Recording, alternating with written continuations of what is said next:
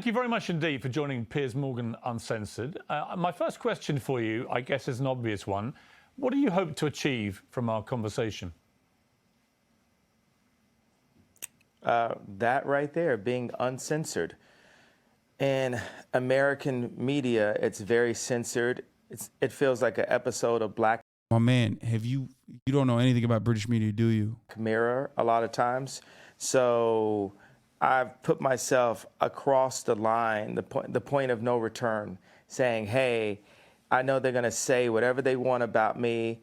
When I bring up the truth, they're going to say, you didn't get enough sleep. It's because of your health. They're going to call me names for my truth. But these experiences that I'm telling you about are factually things that I've went through and things that I refuse to keep going through and things that I'm not going to let my children go through and things that I'm not going to let my peers go through. No pun intended. Well, look, we are most certainly uncensored on this show, and I want to give you the time and the platform to really explain yourself, because I think that sometimes sound bites about people, perhaps taken out of context sometimes, can create a very distorted view of what a person really thinks. What do you think, looking back over the last few weeks in particular, what do you think have been the biggest misconceptions about you? Well, I think there's a left agenda to silence anyone that goes against the agenda. Let's go back to Trump running for office back in 2015. Everyone that was around me in my industry, in the entertainment industry, told me that my life would be over. I would be on the wrong side of history. I've even had threats to my life for wearing the Trump hat. And it even ended up in, destroying my family and also making it where I have to raise my children differently because I actually am a person that's classified as Black. I classify myself as Jew, but a person that's classified that had been given that title in America as Black, in America, that I'm supposed to stay in a block of a vote. You never heard the term white vote. So why is there a term Black vote? How is that okay? It sounds just as racist as a Black drinking fountain. And my dad, called me, he said... No, it kind of is like the diametrical opposite of that, actually. I'm just saying, like, the idea that like a Black drinking fountain and the Black vote are the same is kind of wild, considering that the Black vote was non-existent at a time when the Black drinking fountains were. The whole civil rights movement was unironically centered around this concept of, abolishing segregation in the Jim Crow South. So, I mean, that's a wild fucking thing to say.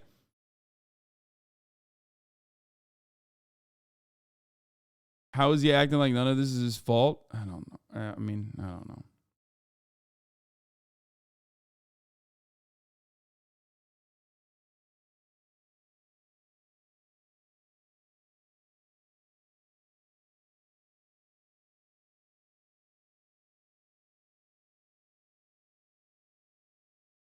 It's a insane fucking take. Not as insane as forgetting the top of the hour ad break, obviously, and refusing to take the bait from the chat, and then running it 11 minutes into the top of the hour, when there's a 60-second ad break. And, of course, if you no longer want to see said ad breaks, all you need to do is subscribe, which you can do for $5 or for free with a Twitch Prime, by connecting your Amazon Prime account to your Twitch account, where you get one free Prime subscription a month. Use it on your favorite streamer, or by getting gifted a sub if you're lucky.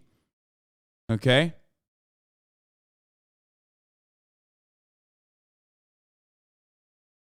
Not my best ad segue, I'll admit. Here's the 1 minute ad break now.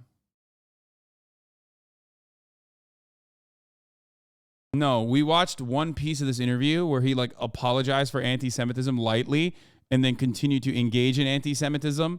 But this is a longer, this is the full interview that was now released. The thing that the left fear about Ye or makes me the most dangerous is I'm rich.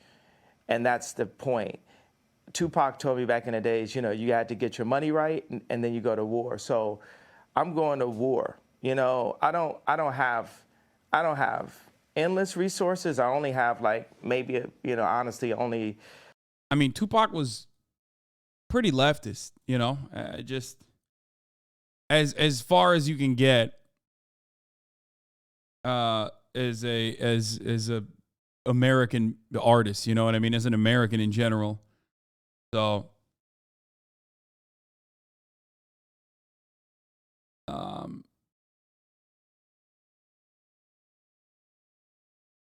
I don't think that he and Tupac ever interacted. Did they? I think he just is saying that Tupac said those things.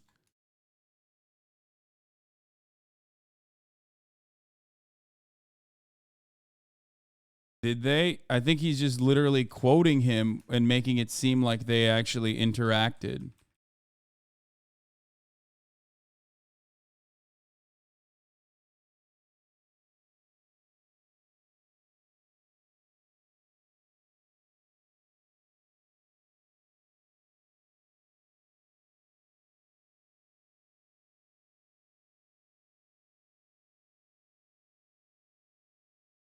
Not trying to spam, but for context, is he claiming to be Jewish as a black Israelite thing, or I can identify as a race of trans people exist thing? No. Well, he might actually say the second thing in the future, but right now, as it stands, he's saying black people are in the.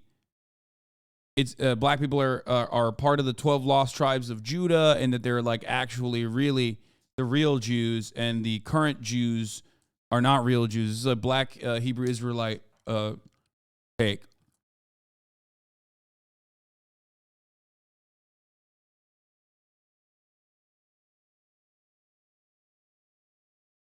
In 1994, Kanye was open up for Tupac and Biggie at the Regal Theater in Chicago. Kanye Bill was a new 17-year-old local. Huh. Maybe he did actually interact with him. That's surprising. Regardless, though, you know, Tupac's worldview is pretty well known. His political opinions are pretty well known.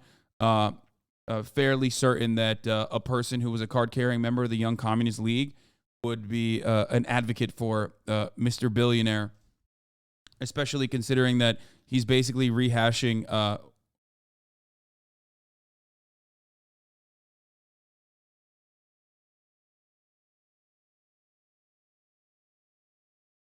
what's fake?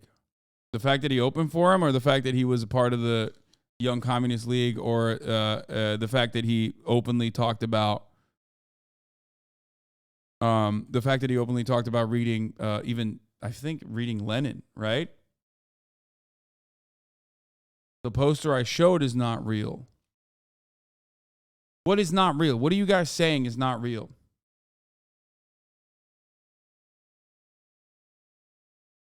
Oh, it wasn't even Lenin. He was talking about Stalin. All the time. I'm really into books. I'm into the part. Right now, I'm into Mastering the Art of War, The Art of War. I just found all these new books. Thoughts of a General, How to Win an Argument Every Time, The Buying of a President.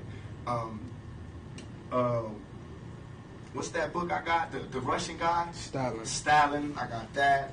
Christopher Darden book. You'll Never Work Again in Hollywood. Whatever that is, what they talking about. Wasn't Pac's mom a notable Black Panther and a communist? Yes. That part is true, yes.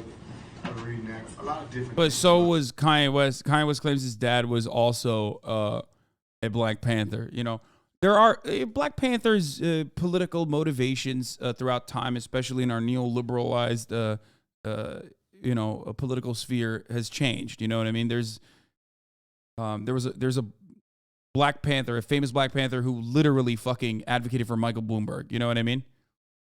So that doesn't really.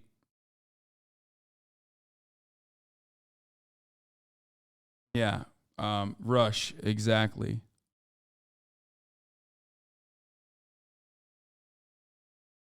Bobby Rush.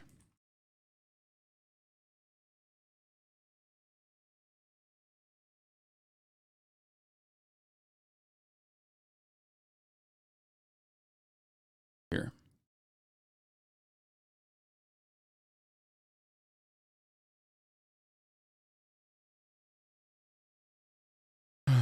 Black Panther was a Maoist organization, of course. However, obviously that doesn't mean that the rank and file have consistent takes with their initial development, ideologically consistent takes.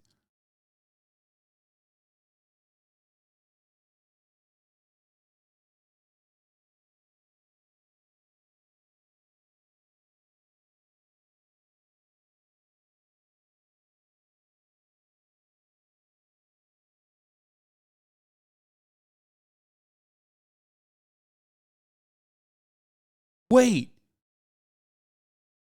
What the fuck? I didn't wait, stop.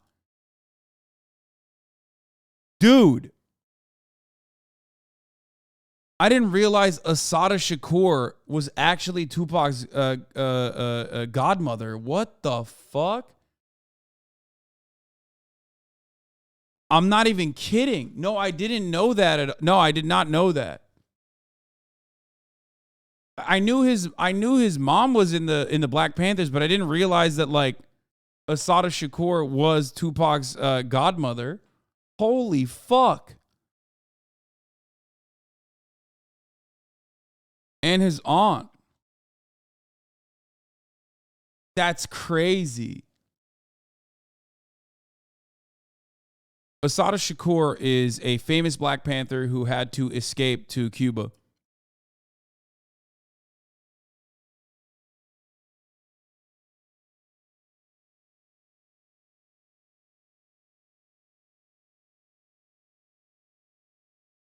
She was a prominent member of the Black Liberation Army and had a special connection to Tupac. They had a shootout with Assata Shakur and other members of BLA had a shootout with the police where they actually shot, I think they shot and killed some cops. She was able to escape and basically lives in Cuba still to this day. And she was like, unironically, she sought political asylum in 1984. 3 years later, she released her acclaimed autobiography, Assata. She was, until recently, like a most wanted list. She was on the FBI's most wanted list, I think, as well. I don't know if she still is. I remember yelling at Jake Tapper when he like talked about Assata Shakur as like a bad person, as a criminal or some shit. Let's see if she still is.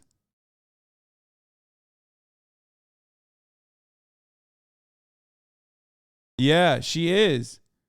Look at this. Look at this. Look at this. Look at this. Look at this. Look at this. Look at this. Look at this. Most wanted terrorists. Joanne Chesimard added to the most wanted terrorist list. On the 40th anniversary of the cold-blooded murder of a New Jersey state trooper, the fugitive convicted of the killing, Joanne Chesimard, has been named a most wanted terrorist by the FBI, the first woman ever to make the Bureau's top list of terrorists. Fuck you guys, man. I love the neoliberal idpol slant on this too. The first woman ever to make it to the list.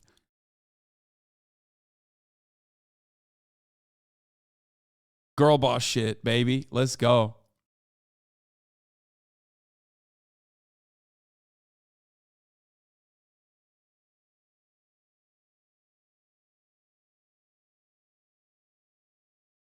You are never getting that FOIA, whatever.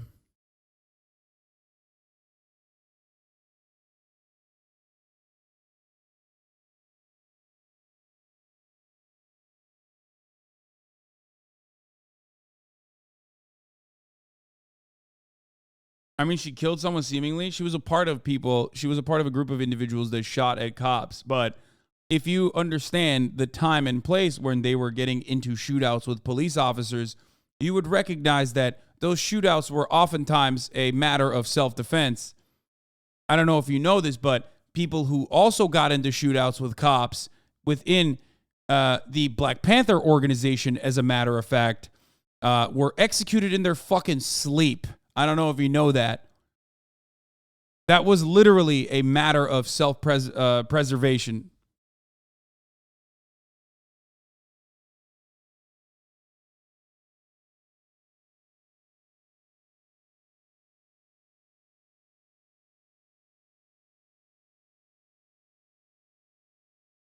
not much has changed with the attitude amongst cops. Maybe they were just like more openly. I mean, they were definitely more openly racist.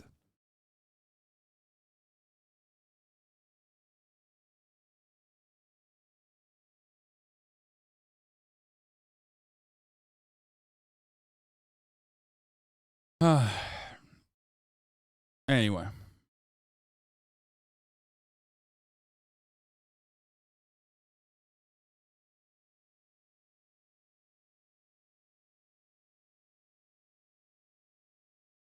So,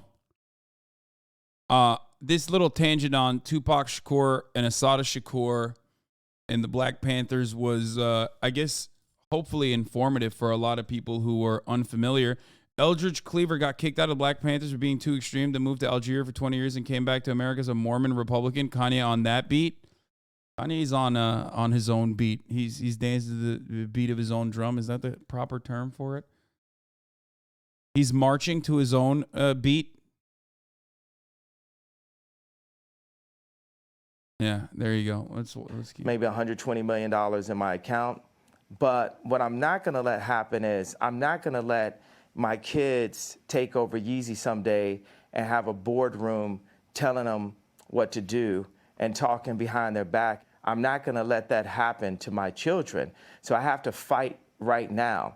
And the other powerful icons in black music, when they were at the top of the game, they didn't fight at that point. They were too afraid of losing whatever they had. So by the time they wanted to make a difference, by the time Bill Cosby wanted to buy NBC, he didn't have the Cosby Show at that time to be able to stand up when they wanted to literally throw him in jail, you know, where they actually did throw him in jail. So people have to understand just the bravery. There's so many people everywhere. I know everyone can relate to being afraid to say what you're gonna feel because you feel like you're gonna, you know, you're gonna lose something. So whether you agree with me or not, I believe people are going to... Bill Cosby, a black icon who famously never did anything wrong. I mean, yeah, he has said Cosby innocent too. Feel the fact that someone is brave enough to say something. Every day I do 5 things that people have been historically killed for. Every day. And it's just, yo, I want to prove, first of all, I am Jew also. The 12 lost tribes of Hebrew. Do the math. Do your research on it. We have got our culture ripped from us and then told we were just simply void of color, which is another definition for black. But if we knew we were a culture and knew we were a people, the way the Jewish people know, then we wouldn't abort ourselves. We wouldn't shoot each other dead in the streets and then rap about it. We wouldn't brag about, you know. Bro, his take on rap music and black culture is literally just a racist white person's take, by the way.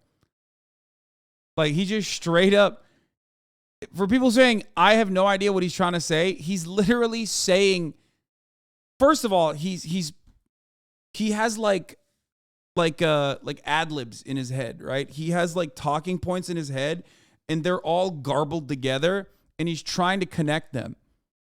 But that's what basically happens when you weren't born into that world of white supremacist takes, and you're just making up for lost time in your fucking famous midlife crisis that you're going through, and you just like learned a bunch of talking points and you're just like mixing it up together. Not all black people love drill rap, Hasan. Bro, why the fuck do people say this shit? It's not just drill rap. Like, there is, of course, going to be a component of violence that people talk about that they experience in their fucking music. Holy shit. I've said this already. And the ultimate point isn't necessarily that the art itself needs to be cleaned up. God damn. He also said rap music. He's talking about all rap music. He's not talking about fucking... Bro took a 30-minute white supremacy course 1 hour before the exam. Yeah, exactly. Having sex with each other's wives. We would keep our families together and we would do business together. Like, he's talking about, he's doing the classic, like, black fatherlessness is a problem in the black community shit. How do you not see that? That's like Larry Elder. That's what's the other dude? Fuck, the main guy who wrote the book. God damn it. I can't believe I'm forgetting his name now. No, not Jesse Lee Peterson. Fuck. Thomas Sowell. Thank you, ADK215. He's repeating Thomas Sowell talking points. White supremacist's favorite black person, Thomas Sowell.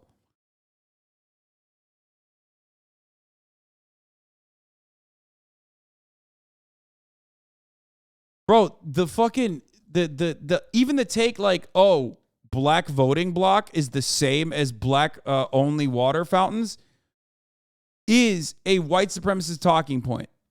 All of these talking points so far is just straight up racist white supremacist talking points that he's just like, mumbling together. The most dangerous place for a black person in America is actually in our mother's stomachs, because 50% of black. That's true. Not for the reason that he thinks not for the reason that he's about to state. Kanye West is actually going to talk about abortion. However, he's not wrong. That is actually true. Yes. You want to know why? Because black women historically have worse maternal mortality rates than any other group of people in America, okay? It's a consequence of medical racism. It's a consequence of medical neglect. It's a consequence of not having access to the amenities and not having the same finances as anyone else. It's just another aspect of systemic racism. But of course, he's talking about abortion. He's going to say abortion. Black deaths a year in America is abortion currently. I mean, I can keep going, but I want to make it, hey, boom, ask me questions, let's go. I don't want to jump in too much, because here's what I honestly think. I think you have an extraordinary mind. You have a number of extraordinary talents. You're a musical genius. You're a fascinating Piers know about public music? figure. What has been interesting to me is to watch the furore which has erupted in the last few weeks over a series of statements that you've made, which have caused, as you know, a lot of offense. And I guess before I get into them, I'm just curious as to whether you think there is a line for free speech. Listen, I completely agree with you that there is a war against free speech, that people are... It's like, make no mistake, I'm a piece of shit. Make no mistake, I'm a pompous Brit, but I'm also a Tory. Make no mistake, I love racism. I think that there is definitely a war against free speech and good ideas. Treading on eggshells all the time, terrified of expressing honestly held opinions in case they get cancelled. I think we're living in a really insidious era where liberals are behaving like fascists. So on that, you have absolutely my agreement. But my question for you is, do you believe there are limits to free speech? And if they are, what are they? There are no limits to free speech. It's all context, right? Tarantino can write a movie about slavery where actually him and Jamie, they got the idea from me, because the idea for Django, I pitched to Jamie Foxx and Quentin Tarantino as the video for Gold Digger. What? Wait, what? That's awesome. Dude, I mean, I hope it's real. That's pretty funny if it is, but also a wild statement, and most likely people will not take it seriously unless you're like, if you're still defending Kanye at this point, you probably will take that seriously because your dick riding levels are out of control.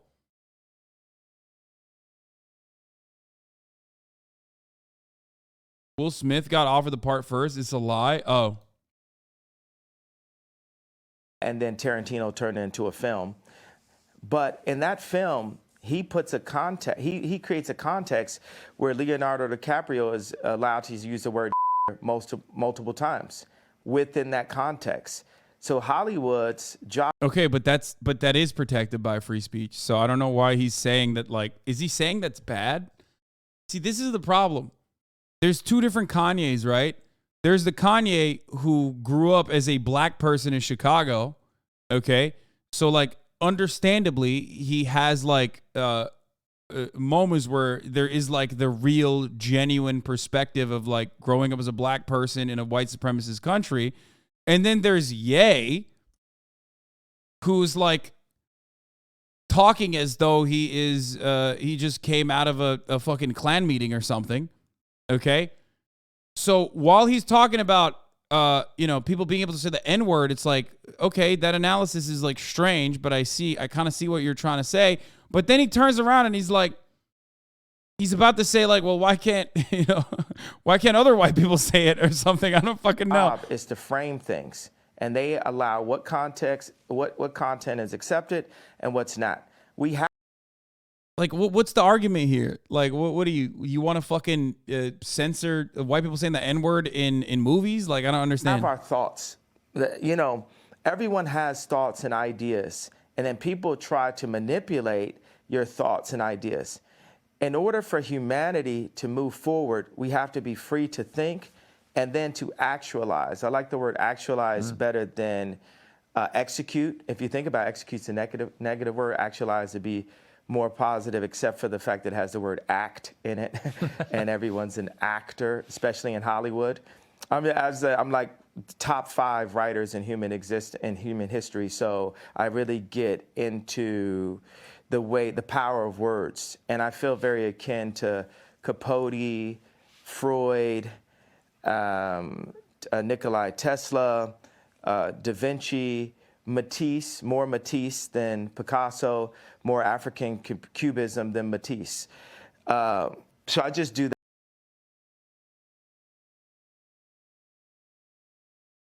Dude, he is on that good shit, okay? He is. He's I don't know what the fuck he's on, man. It's good. He's on his own farts.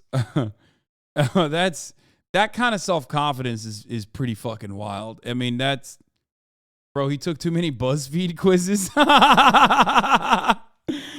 Oh, Jesus Christ.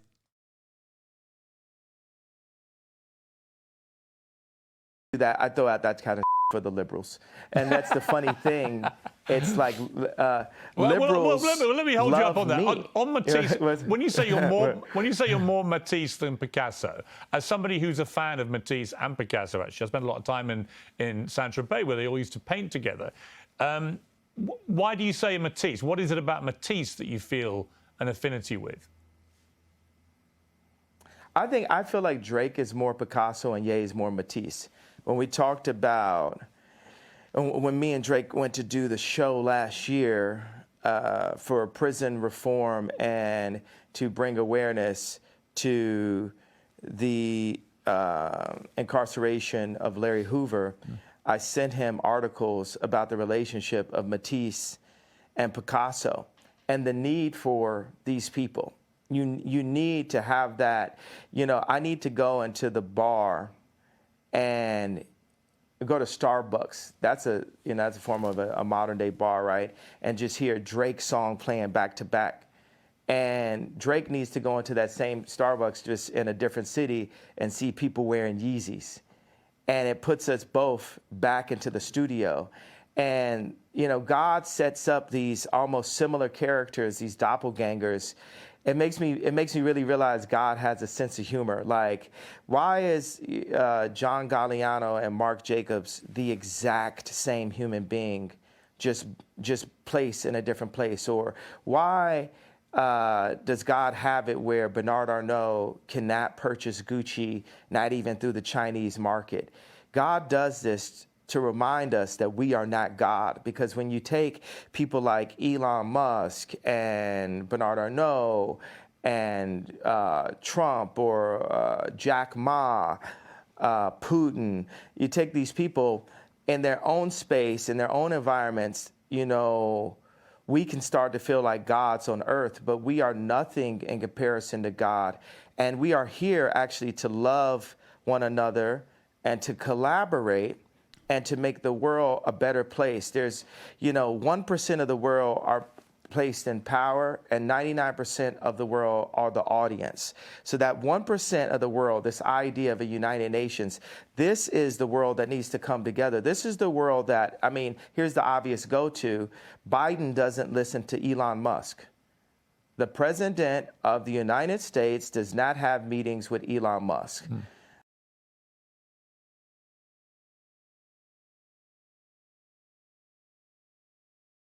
I don't even, bro, I don't even know what to tell you. Okay. Like, I'm pausing, but like, what's a take that I can give here? He's going crazy. That is, hey, here, come get me. That's retarded. They fucking, oh no, they couldn't catch the second half of that. No. I know I'm not supposed to say that, Biden, but that's retarded, Biden, and I, you know, it's, and obviously because I've been deemed with mental health, all this, I have the right to use whatever words that I like to use. Well, that's interesting. So hey, ask another question. Well, yeah, let me ask you on that. So you just said something very inflammatory about President Biden. It will, as you know, offend a lot of people, and it will particularly offend people who work in mental health. You say you should not use a word like retarded, but you say that because you yourself have had mental health issues, that entitles you to use that kind of word as an insult. Now, I would say that's an arguable point. I've had my issue is I've had mental health allegations. So do you believe that you have any form of mental illness? I believe that I suffered from exhaustion. I suffered from being lied to constantly by the people around me. And I believe those. Okay, first of all, Kanye West can say it, okay?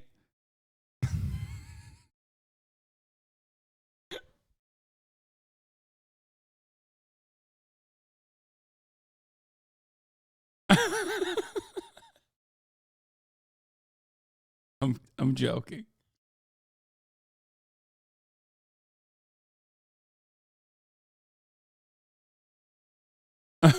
Also, the R word, I think, like, this isn't even to like disparage ableism, like genuine ableism or whatever, but like Kanye West has been literally hitting the high notes of every form of bigotry that I don't even know if ableism makes the top 10 list right now, okay? Over the past month, the R word is like one of the more normal things he's said in comparison to his speed run of bigotry. It's up there, okay? It's up there for, like, I don't know if you're a Twitch streamer, I guess, you know what I mean, who otherwise doesn't have other, bigoted moments or anything, and then you're like, wow, I can't believe this Minecrafter said the R word, fucking cancel him, you know what I mean? But, like, this man has been glitchless, any percentage, speed running every form of bigotry for the past month. From anytime there's a camera on him, he's like, oh, it's my time to shine. A big deal for Tina Kitten, not so much for Kanye. Exactly. Like, if that happened.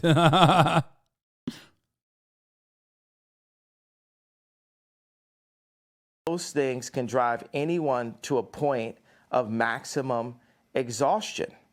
But I also believe that I'm extremely brilliant and I'm here to make the world a better place. And I'm tired of the left media trying to pick on me.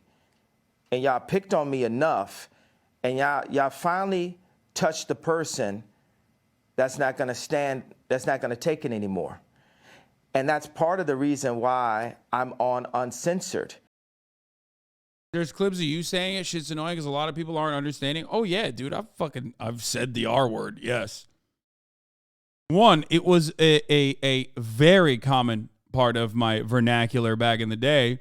I stopped saying it in my private life, and there have been instances where I've slipped up for sure. But, like, again, people getting mad at me for that is hilarious. because, you know, there are people who still say it non-fucking stop, but people get mad at me for saying it. Why? Because I don't have any other fucking form of bigotry that you can fucking attach on. So that is kind of the point I was making.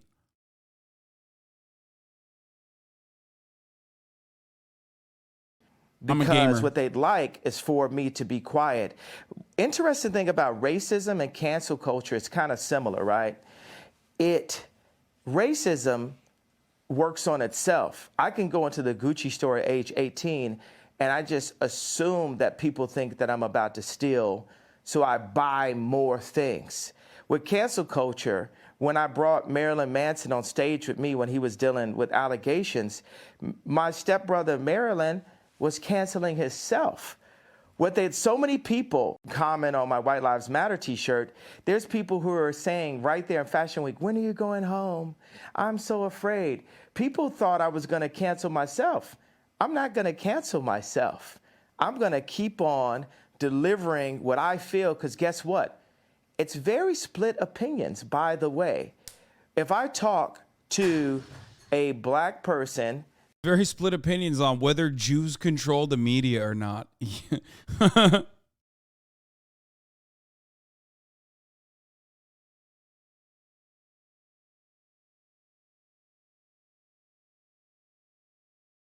that makes under $1 million a year, they really relate to the George Floyd comments and feel hurt that I would even bring it up and question. Wait, what? He said there's black people that are offended by his George Floyd comments. Understandable. They were horrible. Is he going to say that there's also black people that are not offended by it? Like, as in what? Fucking Candace Owens? That's it? The approach.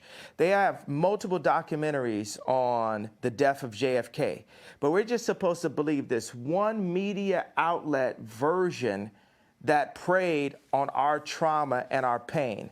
And then if I talk to rich black people or white people, Jew or Catholic or atheist, they're really into the Jewish media comment because it affects their business interests. Okay, well, look, and it was really interesting. Let me just pick you up on the two things you've mentioned.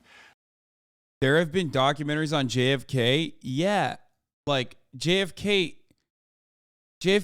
the president, bro. What the fuck? Of course there's documentaries on JFK's assassination. But like, dude, I'm genuinely confused how he is trying to tie that together. Hold on. I need to think for a moment. I'm trying to understand what he's trying to say here. Like, I'm making a comparison to JFK's assassination plot, which there are still plenty of unanswered questions, okay, around, like to this fucking day, is understandable. Comparing that to an open and shut case that happened in broad fucking daylight in front of, 45 people basically filming it from every fucking angle that went to court is wild.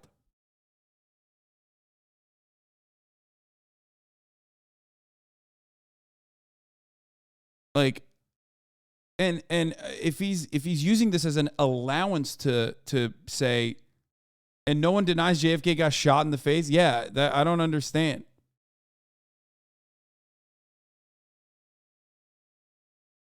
But what I don't get is like, oh, well, why can't they make a documentary? They made a documentary on JFK. Why can't they make one on George Floyd? Okay, but the documentary, the only documentary thus far that has been made on George Floyd's murder is with a specific purpose. It's not even like just asking questions. The specific purpose is to get suckers like you into believing that George Floyd was not fucking murdered when the white supremacist criminal justice system even found a white police officer guilty of murder, which is something that they do not do. I have yet to see a documentary also on JFK's assassination that said, hey, I don't know if you know this, but JFK, what if his head did that on its own? You know what I mean?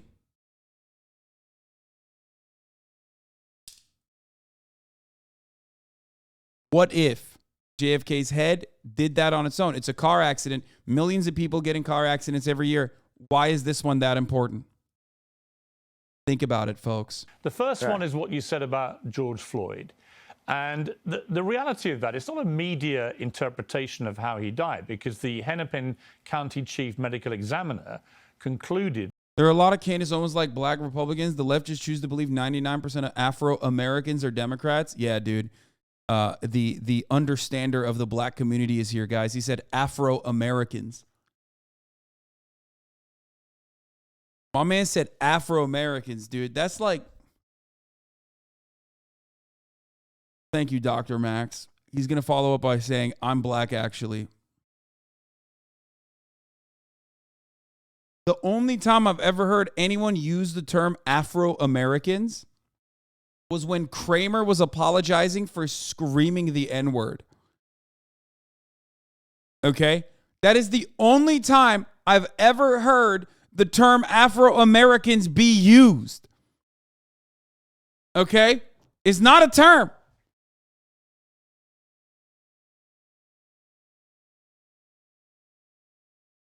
Bro, just say blacks, okay? With a hard S. That is even, better than what you are trying to do here. Because it's like so disingenuous, okay? It's so disingenuous. Like Afro-Americans, like what are you being polite? Do you think you're being polite here? What the fuck?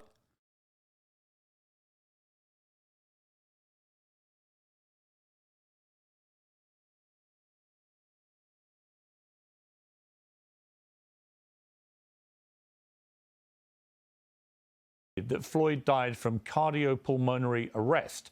His heart stopped, complicated by the way the police restrained him and compressed his neck. Now, he also said there were other contributing conditions. Wait.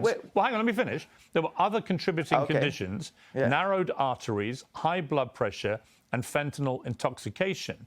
But although these were significant conditions, he said, and things that played a role in the death, they didn't directly cause the death. The cause of death was what that policeman did with his knee to George Floyd. Person? Well, why would a coroner lie? What makes you believe that? Why would a coroner lie? I love people being like, it gets used in Europe. This motherfucker is talking about black people in America, okay? Claiming that there are black conservatives out there. There's like so many black conservatives who think like Candace Owens out there, while also using the term Afro-Americans. If he's in fucking Sweden, how about he shut the fuck up about issues that he has no idea on then, okay? You saying, well, that's actually a European term. It's European nomenclature. Doesn't actually make is not playing a contributing role or a supporting role in his argument. And he's not even coming back with anything, so I can't even hear him anymore. He just fucking said that and left.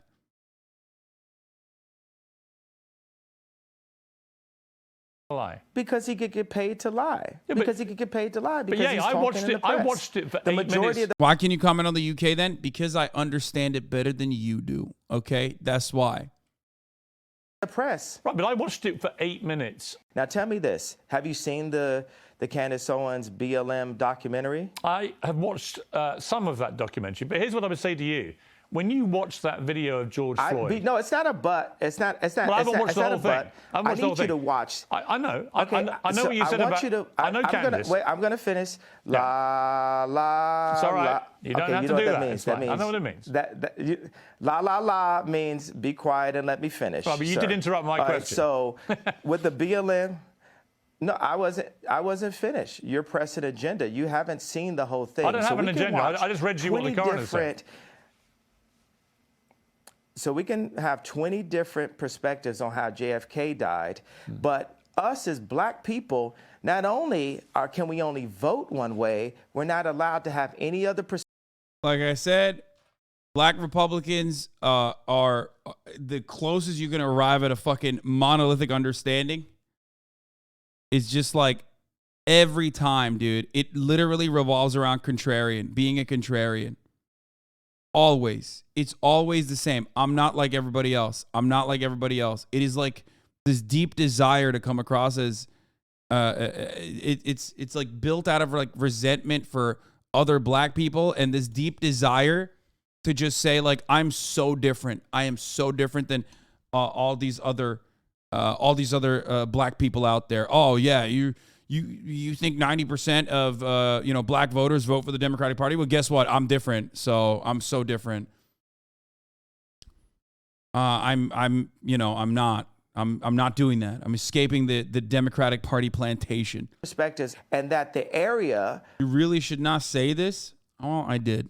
For George Floyd, where he passed, the murder rate is up 50%, and nothing. This is so-called movement, but it didn't move blacks anywhere. Right, now listen. So as a black person, I will say there are legit. Wait, who are you to speak on how black people feel, though, man? Man, shut the fuck up, okay? Suck my cock, okay? I'm a political commentator. Of course I'm going to talk about black Republicans as a voting bloc when I'm talking about how it comes from a deep resentment and a desire to claim that you are not a part of a fucking monolith, okay? Shut up. This kind of fucking weird, idiotic, neoliberal, identity politics-focused understanding of culture and politics is literally the reason why Candace Owens exists, okay? You inherently, black or white, whatever your background is, when you fucking do that, you are legitimizing the defense shield that Candace Owens puts up every time when she's like, oh, I can say whatever the fuck I want because I'm a black woman. That's how she gets to use white supremacist talking points. You fucking idiot. Shut up. Yes, I, as a white dude, specifically a fucking white dude from Turkey, who is that far removed from any sort of genuine and personal understanding of white supremacy, even though I do see some of the tail end of that as a Muslim guy, okay, but nowhere near the same as a black person, can have a better take on racism in America than someone like Candace Owens, who gets fucking paid to spread white supremacist talking points. If you come back to me and make this idiotic argument like, oh, she's a black woman though, she knows better than you do, I'm going to tell you to suck my white cock. Shut up. I don't give a fuck what your personal background is either, because you're a fucking idiot at that point. Doesn't matter if you're black, doesn't matter if you're white, you're just a fucking idiot. You've been duped into legitimately, like, taking this weird, no nuance approach. God damn it, dude. Holy shit.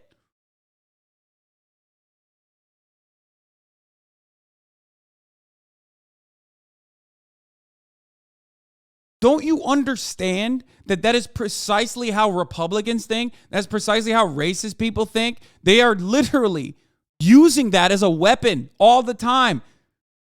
That's how they can get away with like tokenizing someone like fucking Candace Owens and making it seem like her very clear white supremacist agitated propaganda is actually legitimate. Candace Owens' entire role in this arena, okay? Candace Owens' entire role in this arena, in this political arena, is to make white racists feel comfortable about their racism. Because they can always point back to her and go, see, she's one of the good ones and she's saying the same shit that my Uncle Bo was saying. Okay? That's her job. She's not a useful idiot. She's not an idiot. She's actually a horrible person. Okay? She is very willingly a soldier of white supremacy. She knows what she's doing. Don't give her that out by being like, she's a useful idiot. She's not a useful idiot. She's just useful. The idiots are all the fucking people that literally look to that and go, well, that's a black woman. She probably knows better. Okay? You're the idiot if you take her seriously. Kanye West is more of a useful idiot, in my opinion, than Candace Owens is. He falls on the idiot side a little bit more because he was the one who fucking believed the propaganda. I don't think Candace Owens believes the bullshit that she spreads.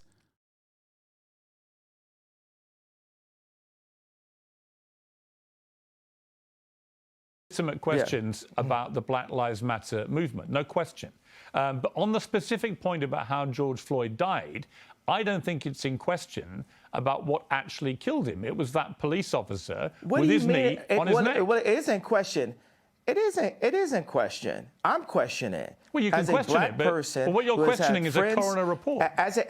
Do you have friends that were killed by police officers? Do you have friends that were locked up? Do you have people aborting half your race? No. So I am the black person. See, Kanye West remembering that he's a black person only when it comes to defending an argument that he's trying to make, an argument that is rooted within white supremacist rhetoric that is for a white supremacist purpose, undermining one of the most broadly covered black deaths in contemporary American history, trying to create confusion around it. Only then does he turn around and go, "Oh, well, I'm black and these are my black experiences. How dare you question my take on this?" This is literally it. This is that he's using it just like Candace Owens does. With the black experience that's worth $11 billion and is the most influential person on the planet. And I am questioning it. Okay. I have a right to question it. Absolutely.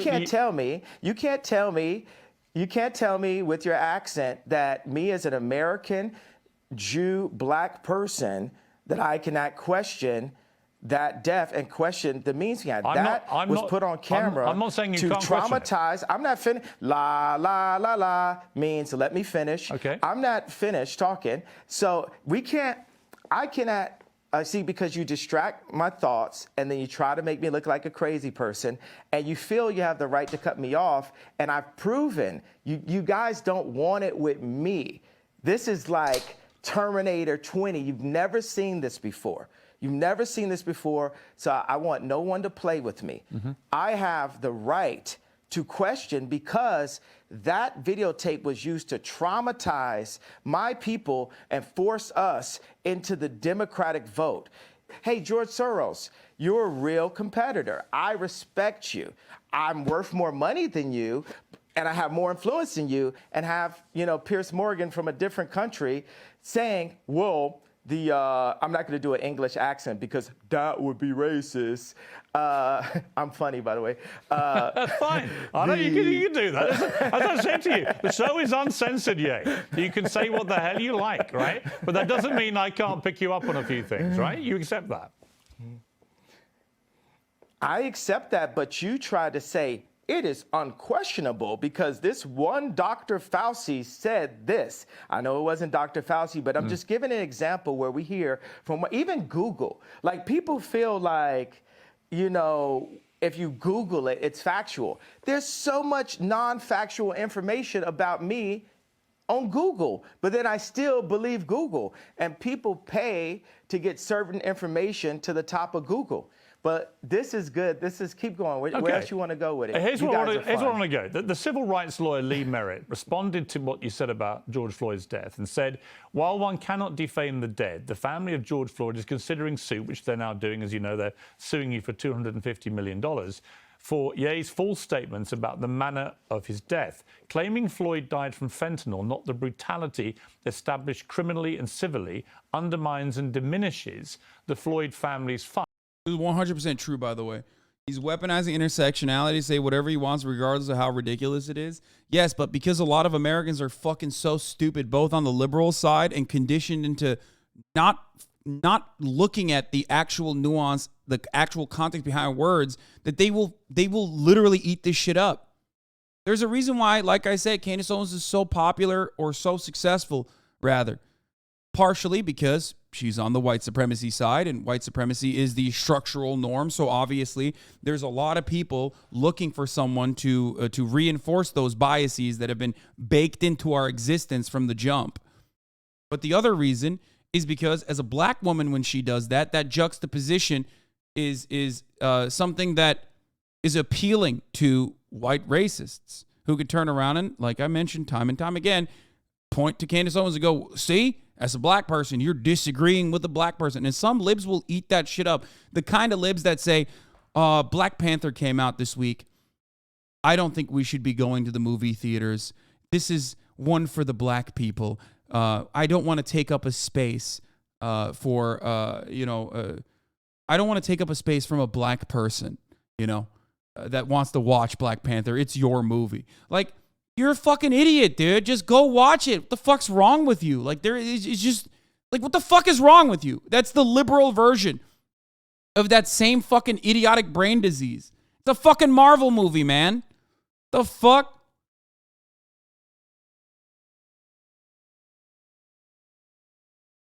It's just performative nonsense, okay? It's not about like undermining or attacking white supremacy as a structural problem. It's not taking it apart piece by piece. It's just it's a way that white liberals want to fucking feel good about themselves. That's it. That's it. That shit sucks. And by the way, if you are one of those people that like have operated this way, I'm just going to let you know, every single black person knows what you're doing. And they laugh about it when you say dumb shit like that. If you're the type of white person that sees a black person and immediately goes, I'm so sorry for police brutality, or immediately starts bringing that shit up and not treating this black person like a person, but a black person, okay, you're still otherizing black people. It's still coming from the other side of that very same fucking coin.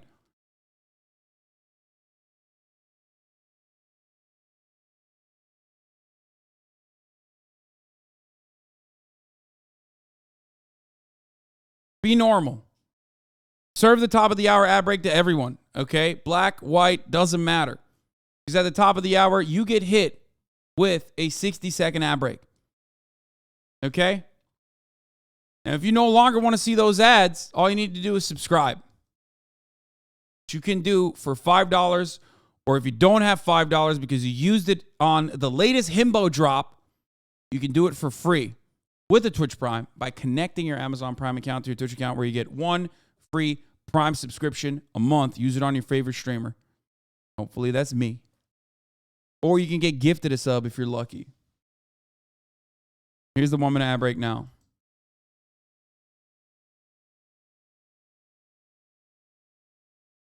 Easily the most informed thing I've heard you say as a black woman with all white women liberal roommates. That's literally all I think when they speak like that.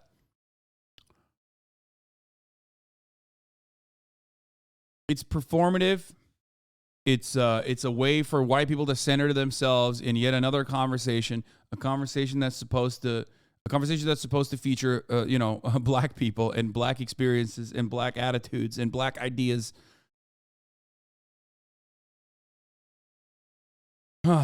Anyway. No, I like it when white people feel bad for their ancestors. Please tell me how you hate what they did, then give me money. Okay, well, if you want to... God damn, 162 chatters rated this ad segue an average of 541. My segues are slacking.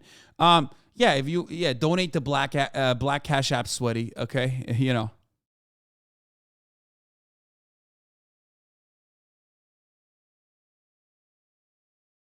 Aren't all your positions performative since you do political takes as a performance? Yes, I'm faking everything. I'm secretly deep down inside a massive racist. That's why I try to that's why I want to play racism on New Game +7 difficulty. That's why I have built a community around the fundamental values of anti-racism, so that it's harder for me overall. You know what I mean? I've surrounded myself with people who are against racism so that it's harder for me to be racist.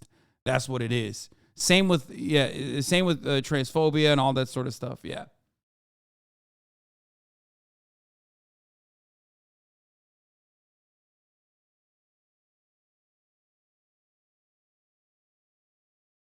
You did say you were a centrist on woke issues a few days ago. Yeah. The one thing I did create for myself is a community of the most annoying motherfuckers, okay? That is one thing I did, where I can smell this take, okay?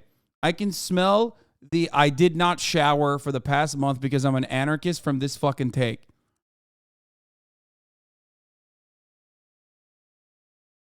Right. So what is your response to that? Well, anybody who loses a loved one, my heart goes out to them. Any race, my heart goes out to the pain of that. I have a theory about it. Now, this is not a fact. This is a feeling that I have. In the documentary, George Floyd's 2 roommates said that George kept saying, they want a tall guy like me.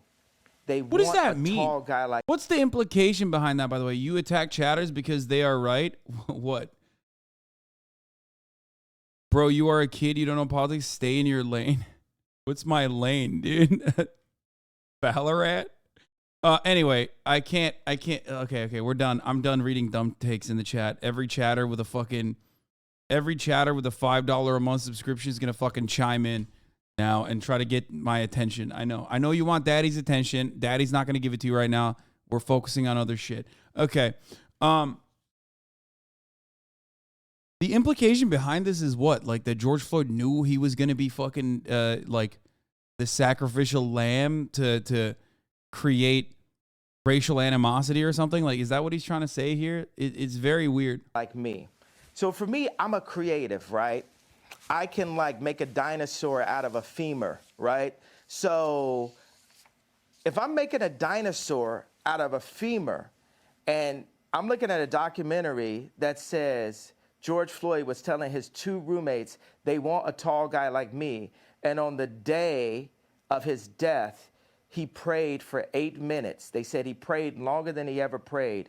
What do you think, me as a creative mind, the beautiful mind, right, the sensitive mind, what do you think I feel could have happened in that situation? All right. Well, honestly, if I'm being honest with you, I would say that because of your brilliant, beautiful, creative mind, as you put it, and I don't dispute that at all, you've got an extraordinary mind.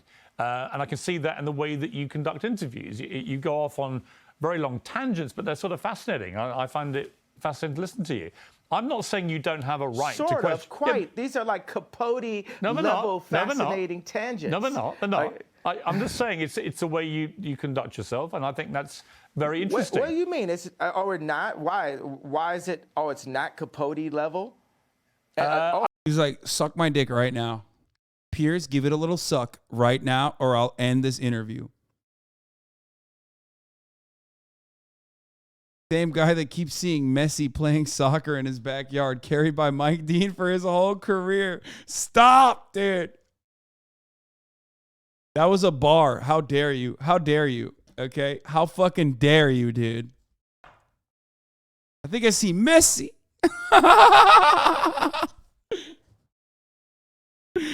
Oh, Jesus Christ. Yeah, the narcissism stuff is actually content because he is so high off of his own farts that like it does make for compelling content, especially when you're trying to understand what he's saying. Don't play with it, bro. God's his bestie. Actually, I think you Capote level. If you sort of. If you would like me to compare you to Truman Capote, I am happy to do that. Yay. If you want, he's like, I'll sock you. I'll polish your knob, my friend. I'll do it. I will. This is a beautiful interview that you're giving me, Piers Morgan. On the show, Piers Morgan interviews people that are worse than his, so he looks good in comparison. That's the show. Be known as the new Capote. Okay. I'm with you, okay? I'm not going to question your talent. Your talent, to me, is completely unquestionable, right? When you question answer the question about the femur to the dinosaur. No, I'm going to ask you a different question. Situation. I'm just going to ask you this. What? No, you're not. You're gonna. No, I didn't finish my question. Well, hang on. You can't tell me. You got to answer my question. You can't first. tell me what questions to ask you. You accept that I'm the interviewer. You to answer my question. No, I said answer my question. No, I'm interviewing you too. Well, you can't interview me. It's my interview. You're Bono. I'm interviewing you too. See, that's the way we rap. Let me just. You know what I'm saying? Let me just put this to you. So no. Why does he think, dude? There is no, dude. What the fuck?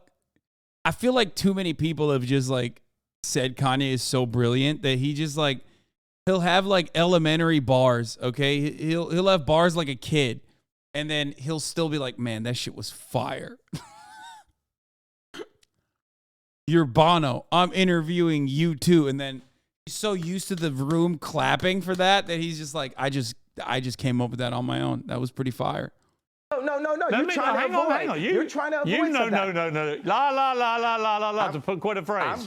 You're I'm interrupting gonna me get back now. to it. I'm going to get back to it. All right, you can, but let me because ask you you this. haven't answered my question. Here's my question for you, which you haven't answered. No, I'm not answer. Don't answer my question with a question. I'm not answering anything to you. I'm going back to my original question in a way, which is simply this. Bro, this is literally I'm not saying children. you don't have a right to question how George Floyd died, but given the world watched that horrifying video of that policeman's knee on his neck, and given that is what the coroner said caused his death, albeit he had other underlying conditions, including fentanyl intoxication, when the family see someone like you, who's hugely influential, you're known around the world, questioning how their loved one died, they find that very hurtful, which is why they're now suing you for it. And my question for you is, do you understand the pain that sometimes your comments can cause, like this circumstance with George Floyd's family?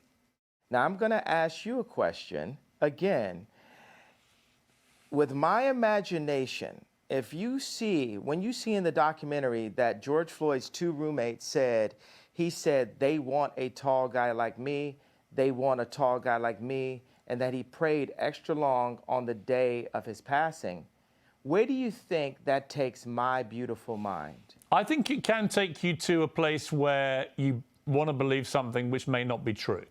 I'm not saying it's not. I'm just saying all the evidence points. I'm giving you an honest answer. My honest answer is I think that That wasn't honest. That was a political my honest belief is that. What do you guys do? People in the newsroom, what are they doing? They're like cringing right now. They're like, whoa. No. We never experienced this before. We I'm never experienced not cringing. a black entertainer that won't be threatened by the media to back down from his opinion. Yeah, I think you mistake me. Dude. I mean, this is literally Candace Owens. This is Candace Owens. Notice how throughout the interview, he's saying anti-black shit nonstop. And the moment that he gets pushback on it, he's like, well, I'm black. And you're trying to silence me because I'm black. And you've never actually seen a black person like me before. And that's why you're doing this. Like, it's just like, it's so clear what he's doing.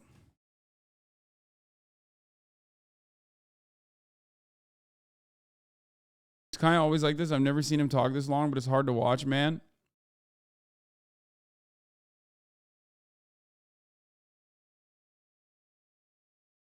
Painting a target on his own forehead, throwing grenades down a hallway, and complaining he's catching shrapnel. You mistake me for somebody who's going to be like the others. I have a show called Uncensored for a reason. I'm giving you a platform for a reason. But you're pressing an agenda. No, I'm not. You're perfecly entitled to your opinions. Your agenda. But do you accept you're lying now? Do you accept you may not always be right? I just called you a liar. How does that make you That's feel? fine if you think I'm a liar. That's fine. No, you're a liar. You're pressing the agenda of the pain and trauma economy that is pressed on my people by the left.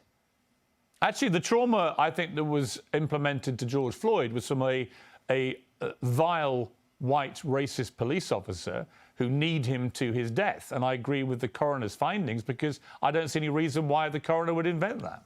So that's my belief. If you want to challenge that and you don't believe it, that's entirely your right. I have a question. I think he's perfected the art of like not being interviewed though. If anything, because listen, Piers Morgan is a British journalist, okay?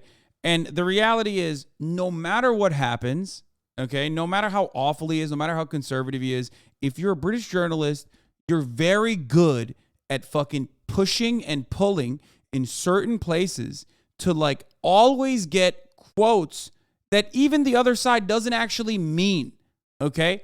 Whatever the quote is that you want to get, you will get it. British journalists are born to do this shit. They do it really, really, really well, okay?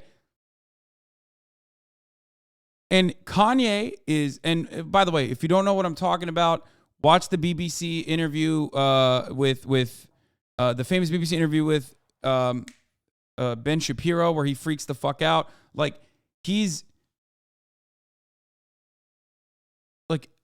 American media is not as good at like picking shit apart in the same way that British media does. And oftentimes they use that for evil, for the record. Whereas, yeah, Andrew Neil was the interview I was thinking of. Whereas, like, Kanye West has perfected the art of not getting caught at all by behaving like a child, like a petulant child. I would say similar to the Boris Johnson technique. Who do you think are the biggest vow white racist? The media. You think the media is racist? What? Please, next question. Please don't ask me any retarded questions. Okay, let me go to the next furore, which has been around you in the last couple of weeks, which is your attacks. Is that British for theory? Is that British for theory? Okay, I respect this. Okay, now I'm beginning to like what he's saying. The accent's selling me, dude. What's theory, bro? Is that British for theory? You actually have quite a good British accent. That's quite good.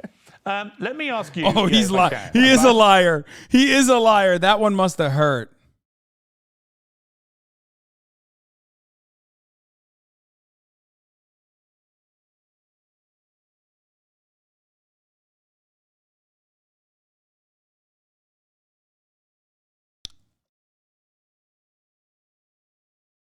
Better accent than yours, by the way. Okay, the dick riding has gone out of control. Okay, listen. I can understand why people are like, "Oh my God, like Kanye West made great music. Like he's just going through it right now. Please don't listen to his anti-Semitic takes. Please, please, please. It doesn't define him." But saying that his accent right there was better than mine, dude, that's a bridge too far. West Sub Ever would not even fucking agree to that. The allegations that you have made anti-Semitic comments, and in particular, when you said on Instagram, "I'm a bit sleepy tonight, but when I wake up, I'm going DEFCON 3 on Jewish people." Now, many people who are Jewish found that deeply offensive. They wanted to know, what did you mean by going DEFCON 3 on Jewish people? Because DEFCON 3, as you know, is a heightened state of awareness for military action. So what did you mean by that? Here's your chance to clarify what you meant by DEFCON 3 on Jewish people.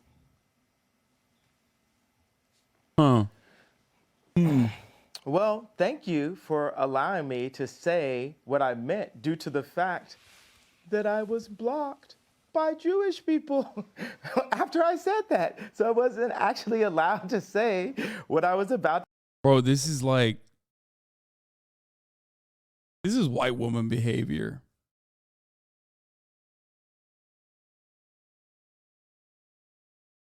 That response, I feel like I've seen that response. I feel like I've seen a TikTok of like a Karen. Okay, not all white women, obviously. You understand.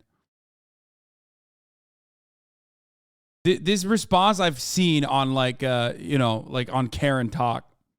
On Instagram, "I'm a bit sleepy tonight, but Look, when I we're wake gonna up, run it I'm again. going DEFCON 3 offensive." They wanted to know, what did you mean by going DEFCON 3 on Jewish people?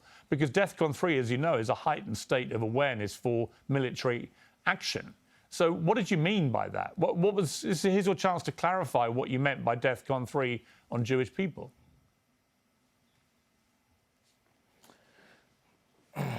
Well, thank you for allowing me to say what I meant due to the fact He's so sassy. that I was blocked by Jewish people. He's so after sassy. I said that. So I wasn't actually allowed to say what I was about to say. Dude, this level of passive aggressiveness is like it's a really hard note to hit unless you're a Minnesota white mom, a Minnesota wine mom who was just told she can't have another margarita, even though they said it was bottomless margaritas at Chili's on Tuesdays. Okay, it's like, oh, excuse me. But what I was going to say is I was going to talk about all of the contracts It's very, I just think it's funny that, yeah, exactly. All of the misdealings that I dealt with as an entertainer, being that I'm an entertainer, I've been wronged so many times by Jewish businessmen. And the reason why I say people, if a black man is caught in the car with drugs or a gun, and there's 3 other black guys in the car with him, guess what? They're all going to jail. So the reason why I say people is I want those businessmen's wives and fathers, mothers, grandmothers, and kids to ask them, why is Ye so mad at us? Because they're taking money. No, I think people know. I mean, I'm going to be honest with you. I'm pretty sure people know. It's just you're anti-Semitic. That's like,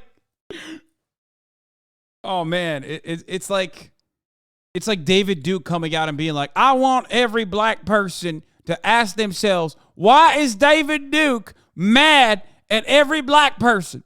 Okay, well, mystery solved. You're David Duke. Okay? I think everybody knows at that point.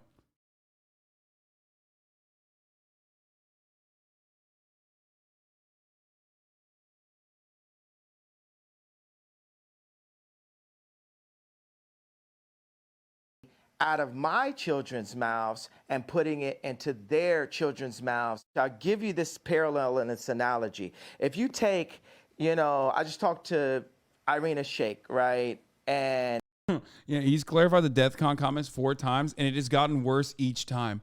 Yeah, the funny part about it is like it always the same. There's functionally no difference between the way that Kanye West is describing his anti-Semitic statements with more anti-Semitism.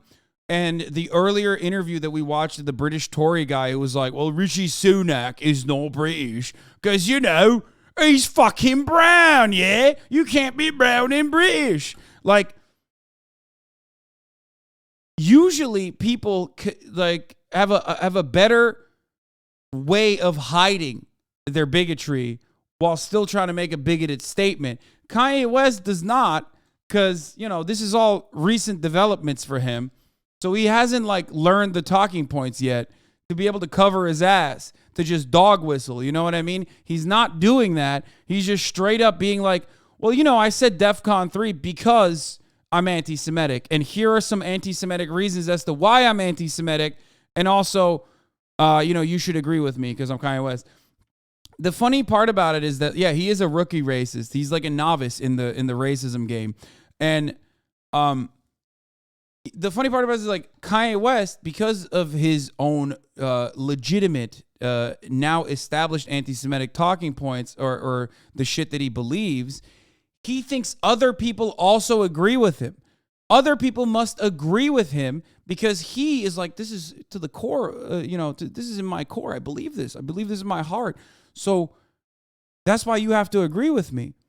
When you don't understand something that a lot of Nazis understand, that Kanye West does not understand yet, is that you have to make a point and you have to get other people to agree with you. You can't just operate on the basis that no, everybody agrees with me that Jewish people control the media. Because if your starting point is that everyone obviously agrees with me on something like that, well, you're going to run into some problems. People are going to be like, wait, what the fuck? What? No. That's what? What are you saying right now?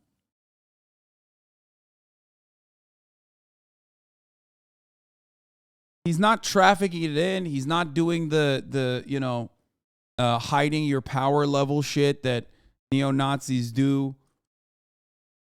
He's just straight up being like, well, the underlying reason my underlying premise as to why I said the DEFCON 3 shit is because more anti-Semitism.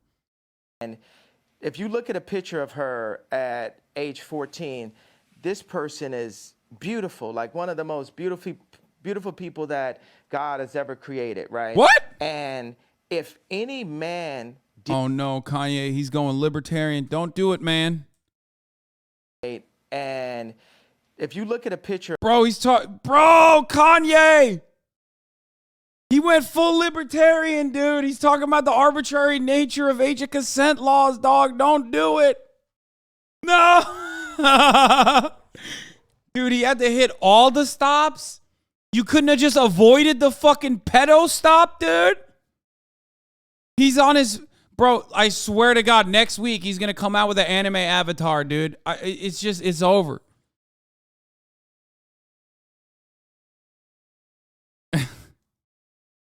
He's hitting the bingo, dude. He literally went, I think it was Felix who brought this up, but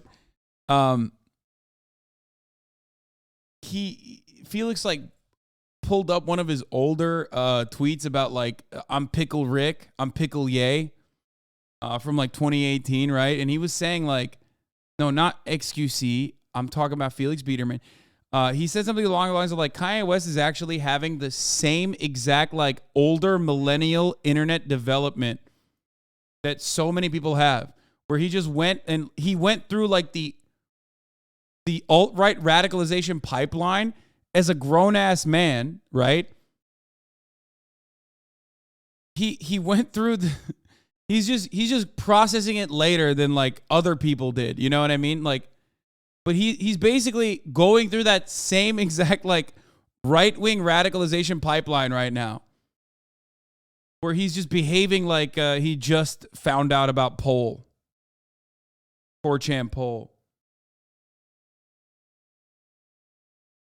This made me realize he just speed ran a younger millennial's internet ideological journey. If he goes to crazy guy rehab, he's going to have a really irritating anarchist phase afterwards and maybe wear cat ears at some point. Yeah.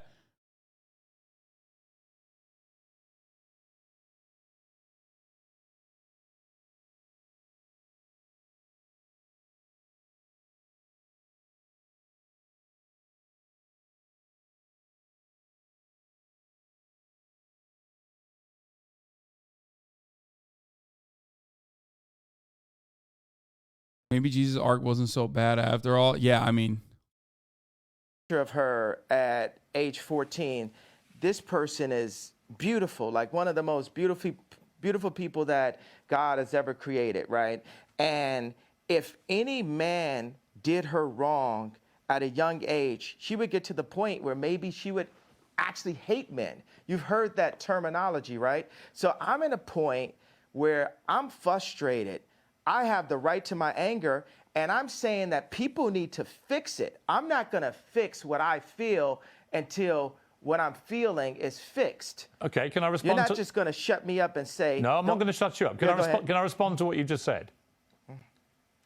My problem with what you've said, I'll be straight with you, is that if I, as a white man, posted tomorrow on my Instagram, I'm a bit sleepy tonight, but when I wake up, I'm going DEFCON 3 on black people, what would you think? Jew. No, if I said black people, what would you think? If that was what I posted? Well, did you accept that black people... You accepted that black people are Jew? Or No, I'll come to that in a moment. On the specific, though, if I simply... Bro, he doesn't understand the question. Like, he literally does not. He's incapable of understanding the question here. That's crazy.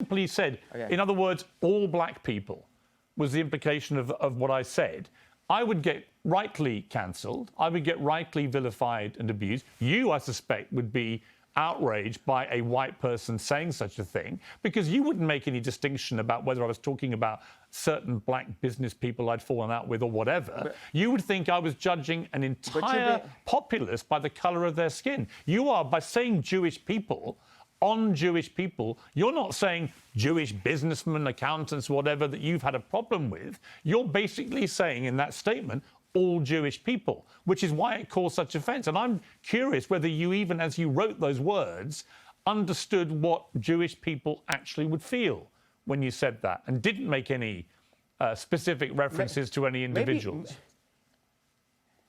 Maybe they would feel how all my people have felt. Maybe they would feel the pain of when a black artist looks up and they've completely been raped by 5 Jewish businessmen. And there's multiple accounts. Why does the of fact this that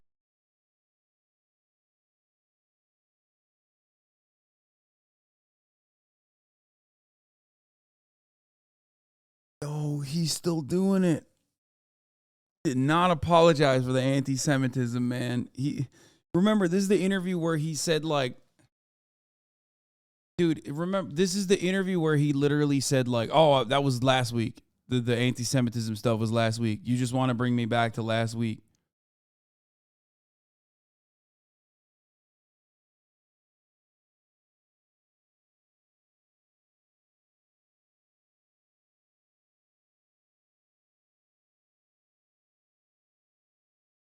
they're Jewish have anything Maybe to do with they it? would feel like that. But why would you say It again? just so happens they are. Well, okay, but I wouldn't. Why categorize them according to their religious faith, their ethnicity? Why would do that? Why can't The only irony here is that, like, Kanye West's anti-Semitism is forcing liberals who otherwise would be, very anti-communist, very anti-socialist, to come to terms and be like, Kanye, they're just businessmen. They're just capitalists. Like,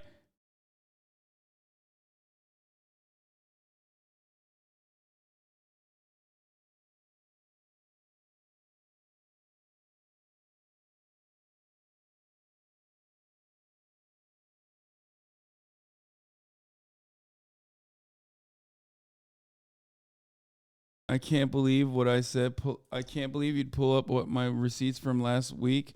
Anyway, I'm going to reaffirm what I said last week. Yeah. Sorry, I just saw something insane on my Twitter timeline that I was looking at on the side, scrolling on there. you just describe them as business people that you've dealt with? That's fine, but what you're doing by saying Jewish people, these constant tirades, against Jewish people. Many people find why are you that they calling just it find. tirade? Yeah, by the way, remember that chatter that fucking said you're taking him out of context originally? And I told him, no, this is Kanye West. Yay. He probably, if we watch the full interview, there's probably going to be way worse shit in there that hasn't been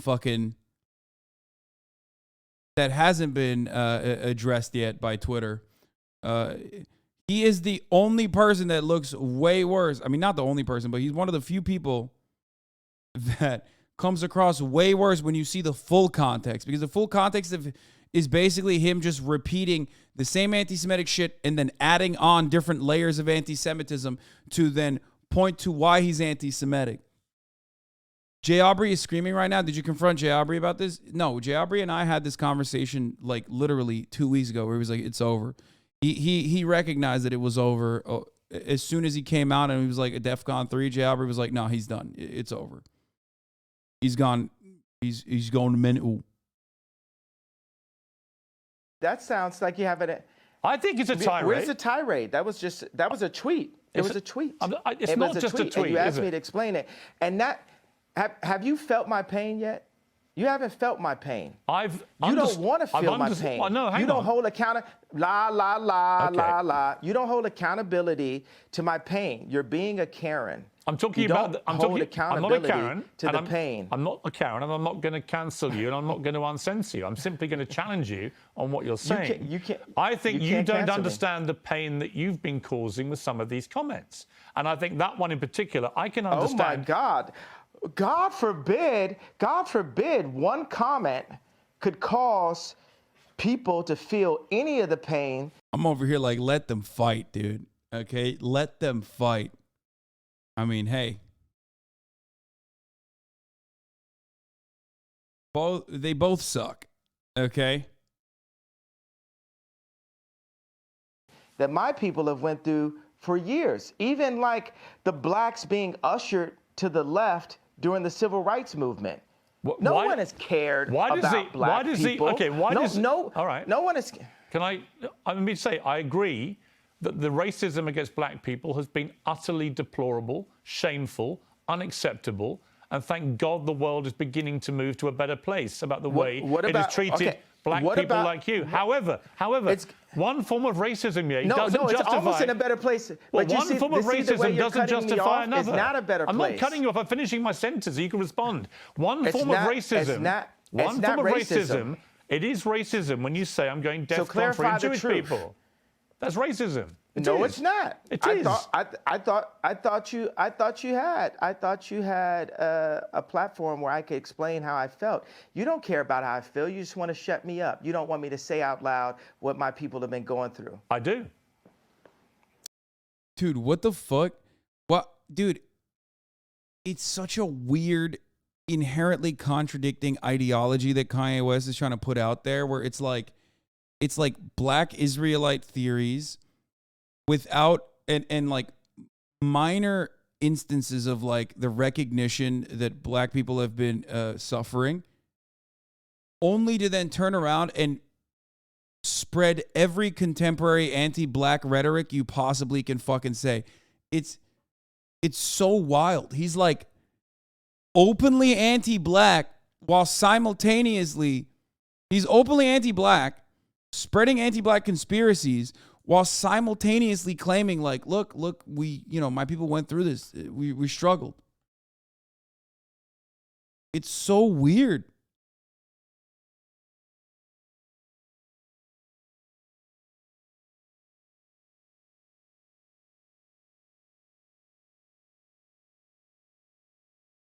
Or do you? I do. I'm very happy so to what do have that. my people have been going through? What led me to that point?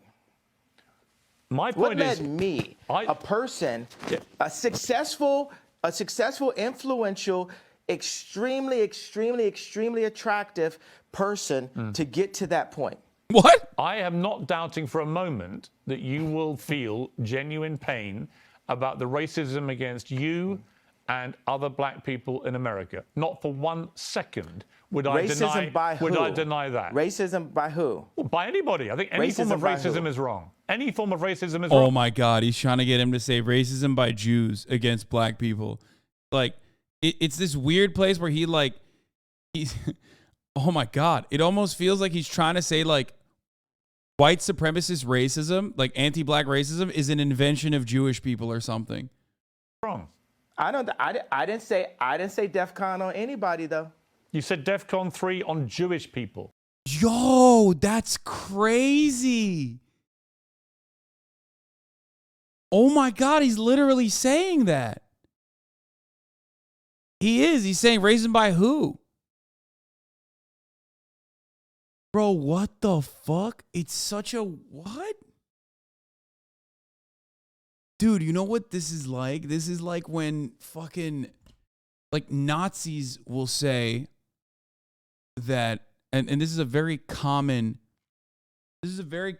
anti-Semitic fascist conspiracy where Nazis will say like Jews brought black people and every like non-white into America and Western civilization in an effort to destabilize it, right? This is a very commonplace conspiracy. This is a very common fascist conspiracy. That's why you see like more whitewashed versions of that where they single out like George Soros. They'll be like George Soros, Open Borders Foundation. He's bringing Guatemalans into America by way of the caravan or whatever, right? Like Kanye almost is like flipped it where he's saying like white supremacy was created by Jews. Yo, that's unique. You got to hand it to him. That is weirdly unique.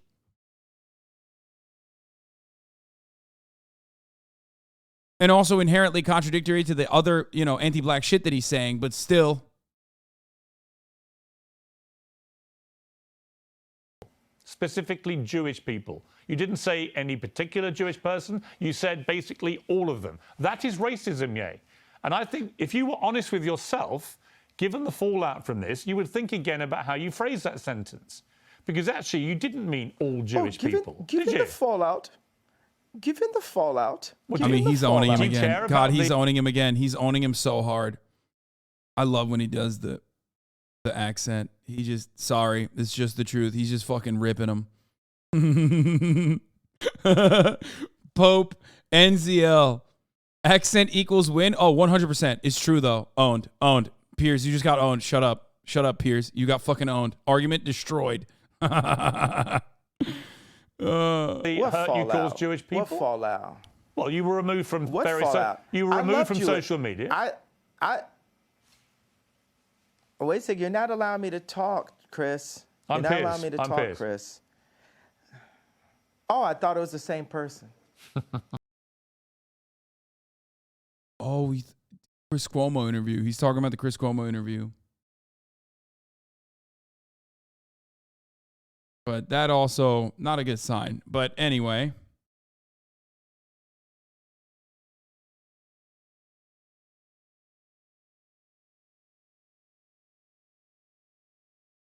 Piers Morgan didn't make graduation. It's true. That is factually correct. He's American. I'm British.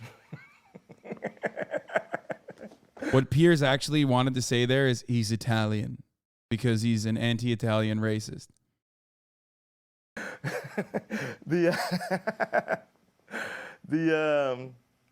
What is So happening? the thing is, I want to bring joy to the world. I'm a composer, right? And this is a symphony. Our life is a symphony. We have so many beautiful ideas, but I feel the anti-Semite has been a wall, a cloak that allows Jewish businessmen, boom, I'll only be the police officer that says, hey, this guy with the gun is the only person going to jail. I'll be the first person that does that in history, right? So look. Oh, he's tying it back to his policeman analogy. Remember, he said like, in an effort to like concede, he said that like, oh, maybe you're saying like I'm racial profiling all Jews. So that's what he's tying this back to. He's saying like, I'll be the first policeman to say only the guy with the gun is going to jail and not everyone else in the car, except when you say Jewish businessmen, you're still doing the profiling, which he doesn't understand for some reason. In order for him to not do the profiling, you would say businessmen, but he doesn't realize it. No one else in this car riding with the guy with the gun and the drugs is going to jail. Are you happy? I'll play by rules that are not played by for my people, just for the sake of this conversation. I don't want you playing by any. So I don't want you playing by any. That makes you happy, right? I don't want you to say things just to make me happy. That's what colonizers do, is give us rules. I'm not trying to colonize you. That's what colonizers do, is give us rules. I'm not trying to colonize you. I'm not trying to censor you. All I'm saying to you is, when you use a phrase, like I'm going DEFCON 3 on Jewish people. Did you hear what I just said, though? Yes, I did. We're past that. We're past that in a conversation. Well, hang on. We're not past it. Did you hear what I just said? We're not past it unless you're prepared. Are you happy that I said I'll focus? Let me explain what Are you happy that I said? I know. I heard what you just. Whoa, brother! Why are you talking over me? Let me respond. Chris. I gotta pee. I'll be back. Let's respond. Let me respond. Right. I'm simply saying what you've just said is not what you said on your Instagram post, and you know it, right? If you have a problem with particular businessmen who happen to be Jewish, that is a concern for you. And you know it. So you talk about all Jewish people. But brother, what is the point? Brother, do you want me to grow from the statement? I just told you, okay, I was in a position where I've been hurt, and this is the way I had the right to express myself. The point of this interview is for you to question me, and then for me to answer and say, okay, even though the same rules are not applied to my people, if a person with a gun or drugs is pulled over and has three other people in the car, they're all going to jail. I'm not going to apply that to Jewish people for the sake of this conversation. Isn't that what you wanted? But you know what you did? You tried to civil rights me. You tried to pull me back to a week ago, but we're here today. There's been plenty of conversations and commentary since that, but you want me to go back to 1960. No. You want me to go back to 7 days ago. All right, let me jump in. Here's what I want you to do. I want you to reflect. Okay, so have we grown? Have we grown? Here's how we grow. Yeah, here's how we grow. I want you to reflect. No, have we grown? Have we grown? You're not in charge of my growth. You're not in charge of my growth, Chris. Okay, let me phrase it like this. I'm about to suggest to you how you may grow if you choose to grow this way. And you Why? can ignore me. You can ignore me. Piers, how much money are you worth? Not as much as you, sadly. Exactly. So take my advice. Maybe you'll get richer. I would love to take your business advice. Why would I listen to you? Well, why do you hear what my advice is and then work out if I'm wrong? Can we do that deal? You haven't given me any credit or a moment of reflection for the comparison that I made, the brilliant, if I do say so myself, comparison that I made to the cops pulling over one black person and locking everyone up. Yeah. Oh, we did see this. This is what we saw. This is what we saw. No, this is the deja vu part, right? This is the clip that got.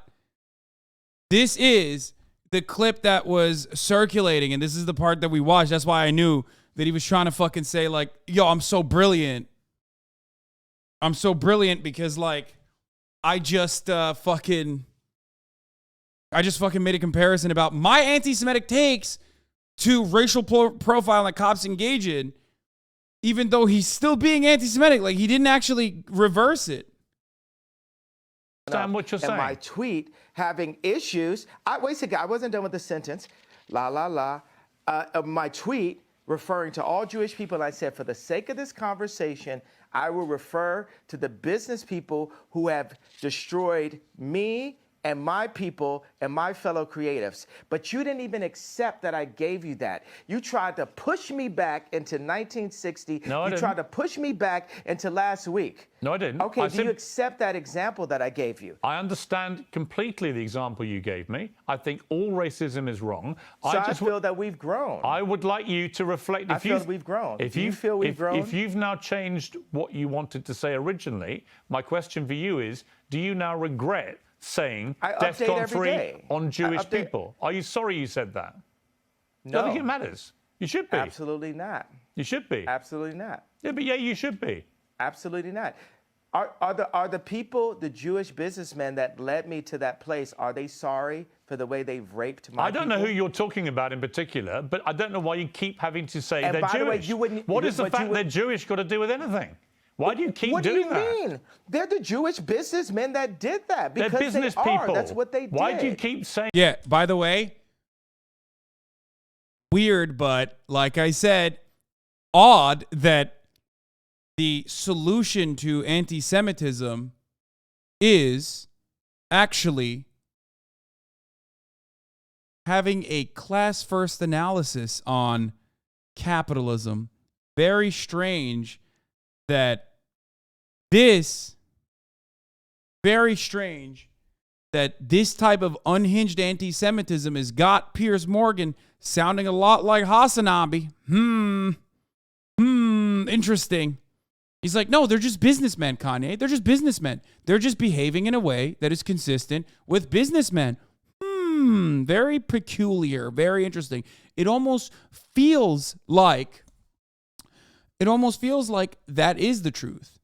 Is that this kind of rampant exploitation exists under capitalism, and capital owners are not even in most instances recognizing that they are behaving in a manner that is immoral, and they're just doing what they're supposed to be doing, and it has absolutely nothing to do with Jewish people or Christian people or anything like that. Anti-Semitism will still exist? Of course it would. Of course it would still exist. You are re-araded. Aw.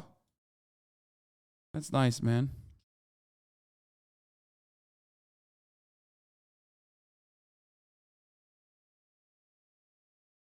Saying Jewish business people. Why do you keep using their religion, their ethnicity? Why do you keep doing that? Let me update it then.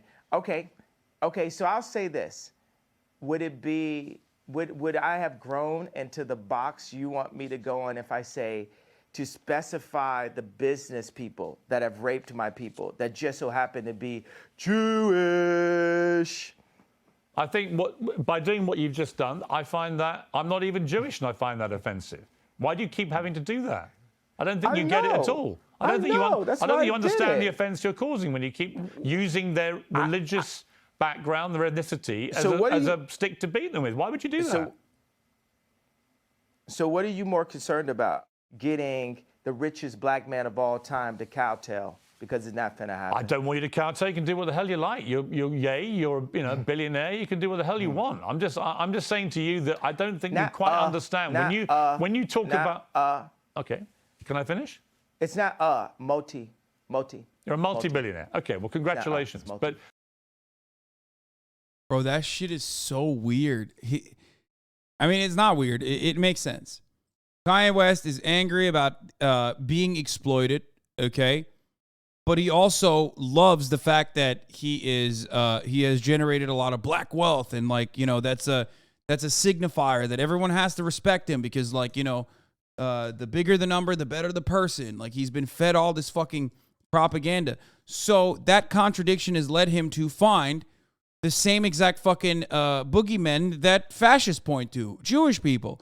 Because it can't be capitalist because I'm a capitalist and I'm a billionaire. Look at how good I am. Do not disrespect me by not saying I'm a billionaire. Do not disrespect me by not saying that I'm a multimillionaire. That's fucked up. Like those statements all imply the positive affirmations that Kanye ascribes to capitalism. Okay?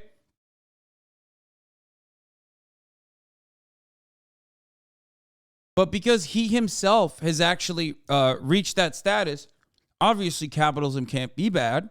And not all rich people are bad, but some rich people are bad. Who are those rich people? Jewish rich people. That's how he arrived at, in all of his mania, that's how he fucking arrived at the anti-Semitic takes that he has.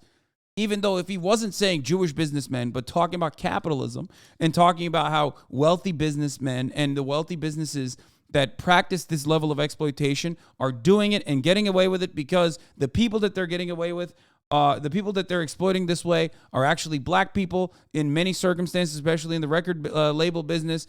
And it's been happening since Motown, and it's going to continue happening because no one gives a fuck about black people because of white supremacy. If he said that, which is the true take, which is what is happening currently, then everyone will be like, yeah, he's right. But he can't say that. And the reason why he can't say that is because he himself is a billionaire and he believes at his very core, in his own heart of hearts, he's like, that's a good thing. Being a billionaire is a good thing. Being rich is a good thing. Yes, I saw the Doja Cat titties. Why the fuck is everybody chiming in the chat telling me if I saw the Doja Cat titties? I saw them. Goddamn. If you see titties on the internet, if you see Doja Cat titties on the internet, know that I already saw it, okay? Just know. The fact that you saw it means I definitely saw it, okay? Come on, man.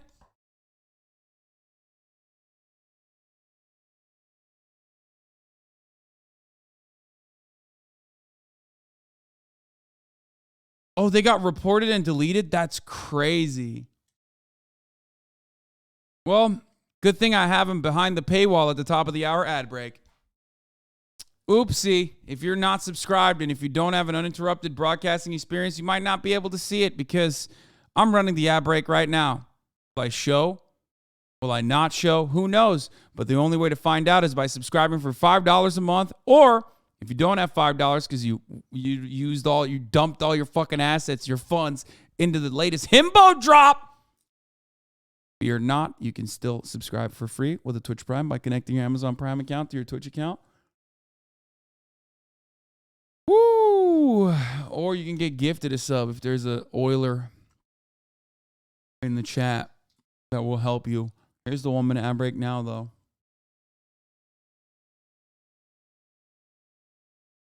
That was the most effective ad roll ever? Yeah, I know. Signups are going crazy.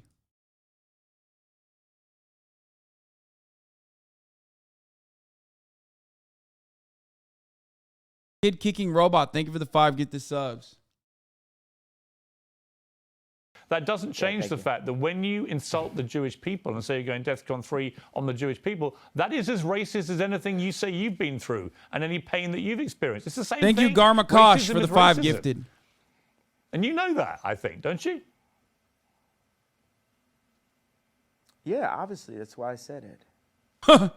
So you said it knowing it's racist? Yes. I fought fire with fire. Okay. I'm not here to get hosed down. At least that's It's a honest. different type of What? Bro! Yo, what?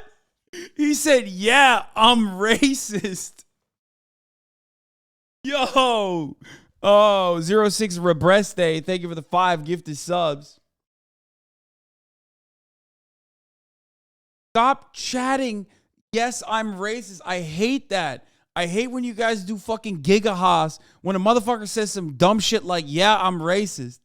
Stop it, chat. It's not fucking sick to just openly come out and admit it, okay?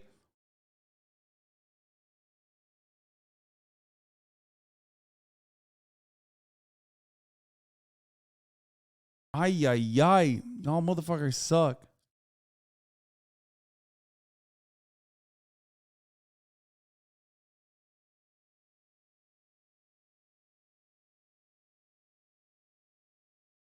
Remember this? Remember this Doja tweet?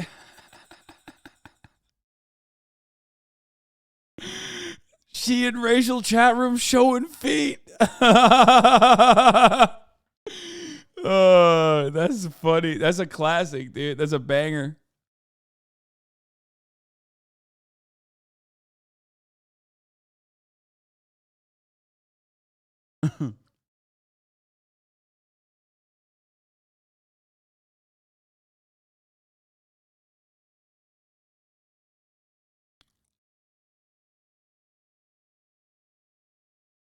Freedom fighter. That's honest. All right. You were racist because you knew it was racist, but you decided to do that because people have been racist to you. Is that your position?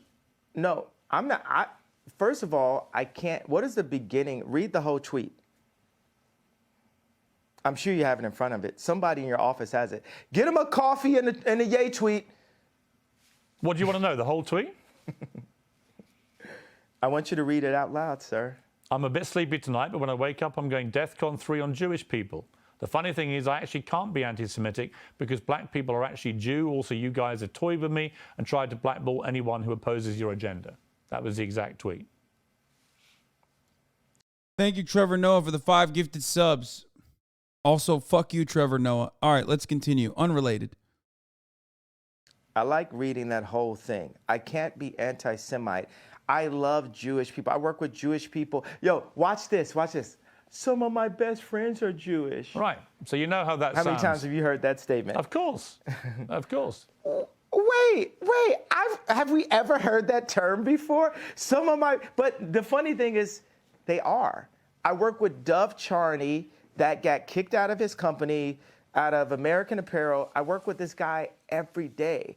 He's like my twin. He's one of my favorite people in the planet. And we work through that. And we talk through it. And he says, yay, why are you so mad? And I'm like, this is why I'm mad.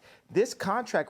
Wait, so he's saying that, like, the Jewish guy that he works with literally is like, bro, you got to cool it. Like, why are you so mad at the Jewish people?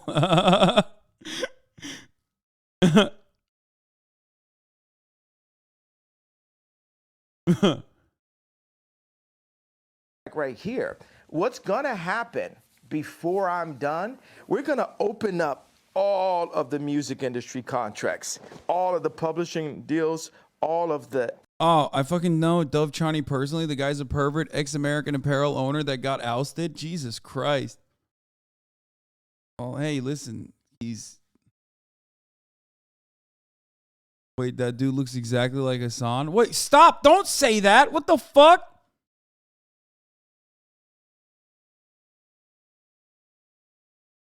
Man! Fuck you, dude! What the fuck?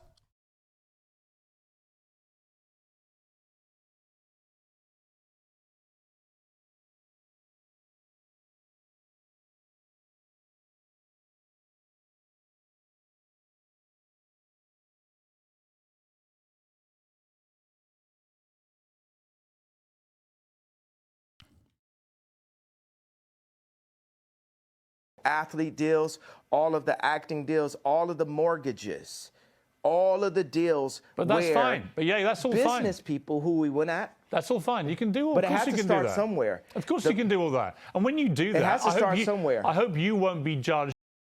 When an ugly stranger calls you twin, no bitch. Dua Lipa did not tweet this.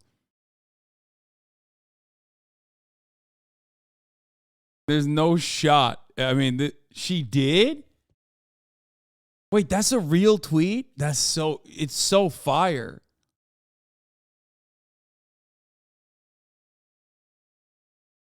It's such a fire tweet. Oh my God, she's so great. The effect you have on chat. Come on, man. It's not me. She posted the news on her own. Of course people are fucking Googling her now. Come the fuck on. Oh, it was about James Charles? God, she's fucking incredible. Hey, listen. Sometimes you have really good takes, okay? Like Doja Cat on Bernie Sanders. Or not the Doja Cat, sorry. Dua Lipa. I got Doja Cat on the mind. Titties got me behaving a certain way. This is why Dua posted it. That Dua tweet is fake. Wait, it is?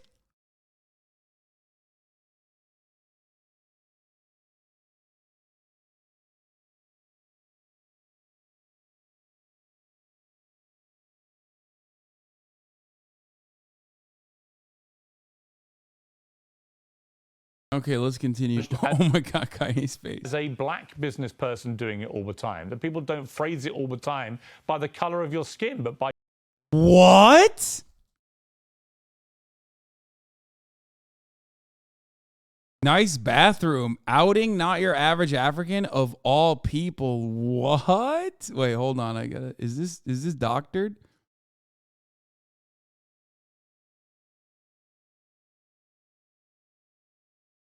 Where did he say this?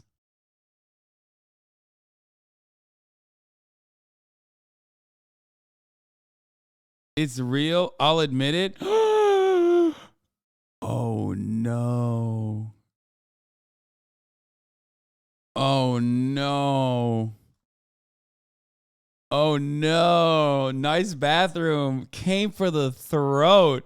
After all the times I've clowned on him for race play.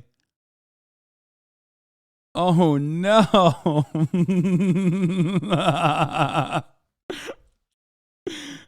Oh no.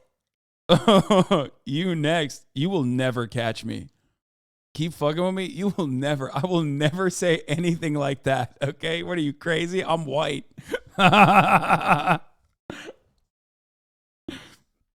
Oh, no shot. That's what they all say. Listen, maybe you think that. You have a little bit of a selection bias, I think. Maybe. Maybe that's the reason. You have a little sampling bias. Maybe that's the reason why you think, everybody's into that, huh? Is that what it is? Yeah, don't yawn.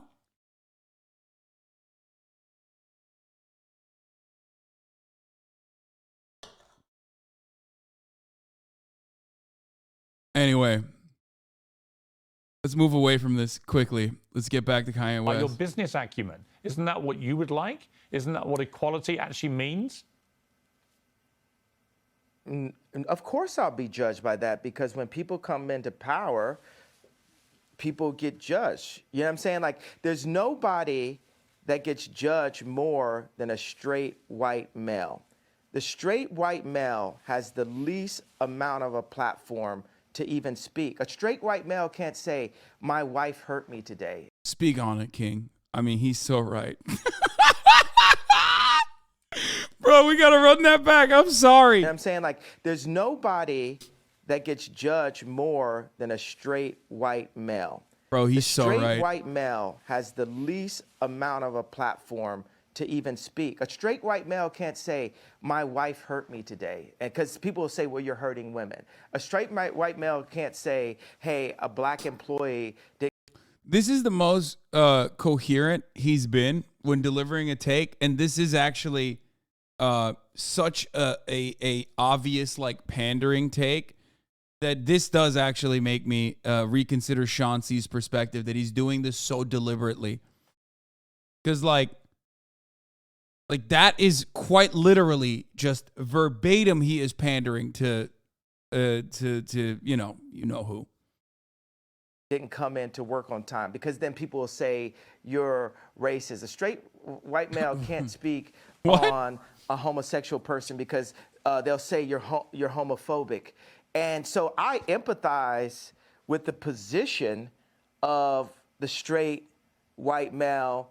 And part of the reason why I empathize with that position is because I know that I'm headed to that position. And what position that is? Top power position. Okay. That's the top power position where you get.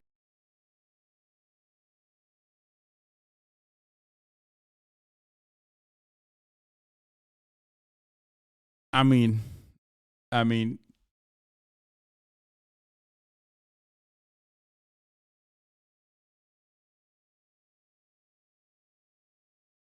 Oh my God, he admitted. that's the way. I don't know what else to say about that. I mean, what can you say about that he has not said?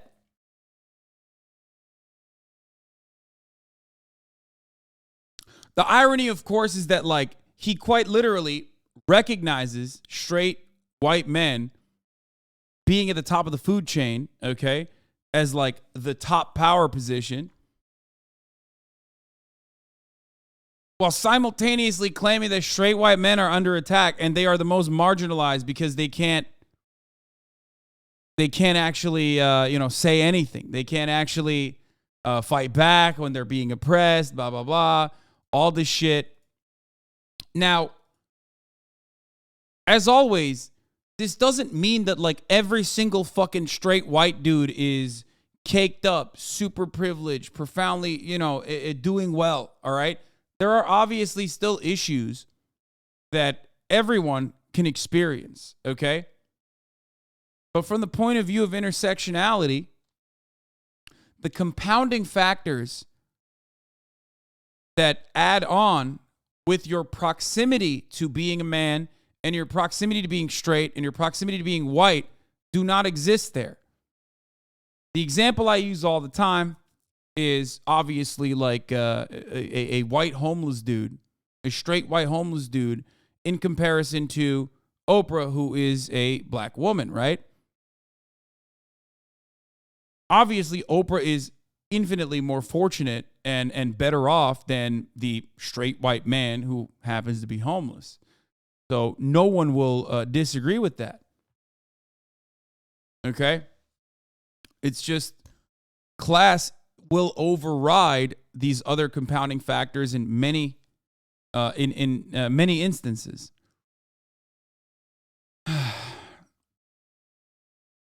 And the male issues still need broader coverage.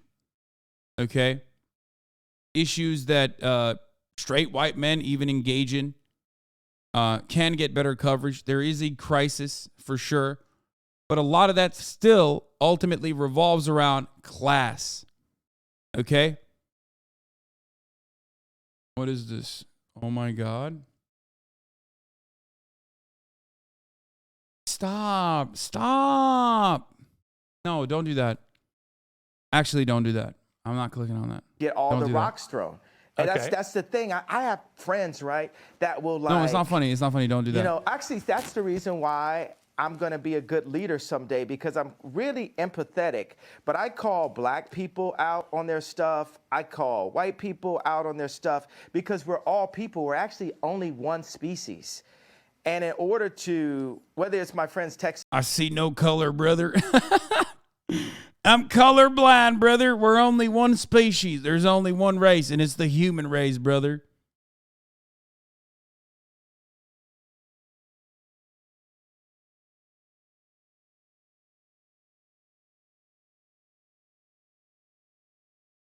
Me like, bro, you got to get in the gym. You're looking chubby in the photo.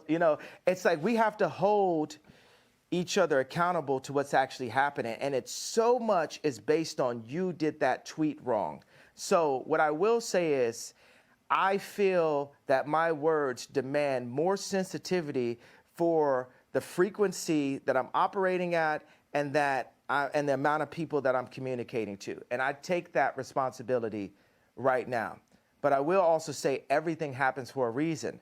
Because if it had been perfectly worded in English, and because there's nothing whiter than English itself, right? I'm already not speaking in my mother tongue, right? So What's wrong with that line of thinking? That line of thinking is almost always, and this instance is no different than always, followed up by, saying a bunch of racist shit. It's almost always people who refuse to recognize the plight of, or the historic consequences of slavery, or the plight of black people or non-white people. That's why. It's also not true. Like, everybody knows who's black and who's white. It's just not, it's ridiculous.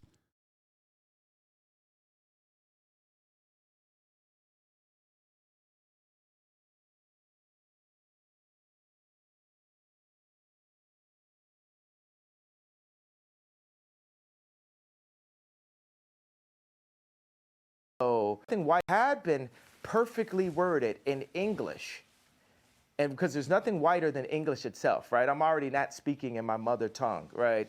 So if I had perfectly worded it in the most sensitive way, then we wouldn't be here right now. Now we're opening up the conversation. Like, I'm not allowed to say whether or not I'm running for office in 2024, but I'll tell you what, if the left, let's say the left, would have never supported me anyway. And now I've got to call to attention, I am who you should support. The left did not allow Trump to be president. They treated him like he wasn't even the president. So yeah, Hasan actually had a really good take here, because you have to acknowledge color and its impact on people, and that we have not eliminated racism. That's why when people say, like, I'm colorblind, they're saying you're colorblind in a society that certainly is not colorblind. So it's basically like saying you're blind to the injustices.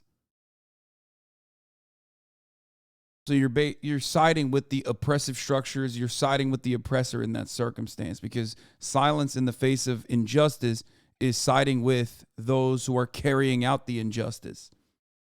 Yeah, it's just a cooler, nicer way to say racism isn't real. I'm colorblind. Anyway.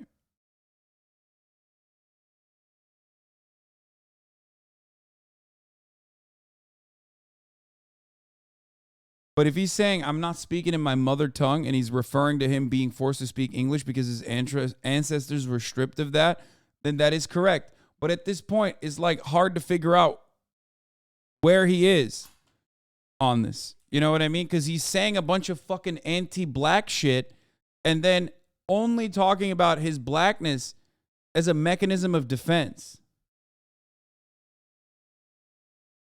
Do you understand?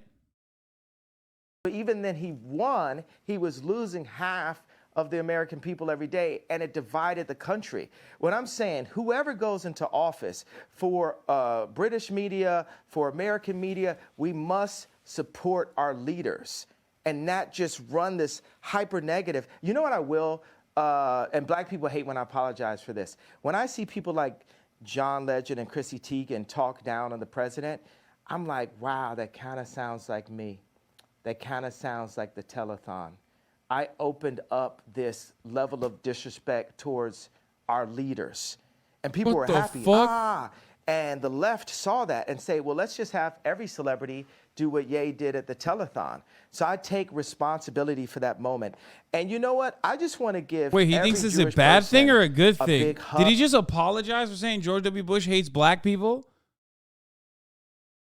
It's such a weird way to have that conversation. Like, it's like a good moment, right? Which he's apologizing for, but he's also simultaneously taking credit for the concept of celebrities speaking to presidents. What? Pretty sure that happened before, man. Also, I'm envious of the Jewish people. I'm envious of how they don't abort their children. I'm envious. Literally not true, okay? Not true. Where is Kanye West getting his information from? Definitely not Jewish people. That's who he's not talking to, very obviously, okay? What the fuck? It's not even in the fucking... You can have abortions. Jewish people can have abortions. It's legal. It's allowed. Of how they don't shoot each other in the streets and then rap about it. I'm envious of how their families stay together. I'm envious that they turn their phones off on Friday night and the family comes together. I'm envious of how they do the business together. And I want that for the darker Jews. I want that for the black people. I want that. We need that. God said we should remove the word want, right? Okay. We're going to have that. Okay. And this is the beginning of it. But it seems to me, and correct me if I'm wrong, but it seems to me that you are acknowledging, as you've just acknowledged that it was wrong to say what you said about President Bush when he said he doesn't care about black people, and that may have encouraged all this disrespect towards presidents since. I think it's an interesting point you made. It does seem to me, Ye, talking to you, that even if it's hard for you to admit this, that you do regret the wording of that tweet which caused all the problems, and you wouldn't phrase it that way again. Am I right? I would tell my dad that. My dad loved the White Lives Matter t-shirt because what audacity does a black man have to wear the exact same t-shirt that a white man could wear? You know, and my dad was a Black Panther. I mean, we have a water purification center. You know, he's like the original Steve Jobs. Right. He's the educated version of me, right? And he liked both of those things, but he said, you know, Ye, he even calls me Ye now. He's like, Ye, you've got to be more sophisticated with your wording. And that wording, like I said, I'm a bit sleepy. And it lacked the sophistication needed to be the true conductor that I am. Because it's the conductor's job to bring people together. And that was divisive, right, which is not who I want to be. Right. So so I'll tell you that. I'm not looking. And also, let me put sounds out like right now. So it sounds like you agree with me. Do you agree with me then? I want to talk. Okay, let me say that I'm just thinking right now. What's on my heart is the idea for people who do actually have severe mental health issues. You know, the word retarded. For, you know, there's parents that have children who actually are mentally ill, and that word is really offensive, right, to those people. So why use it? And just because I was feeling what? Well, it's a couple reasons. Because people call me retarded. They treat me like I'm retarded. And so I embrace it. It's like... Bro, he said I'm reclaiming the word. Stop! Yo! He's taking the word back. He said, it's my word, man.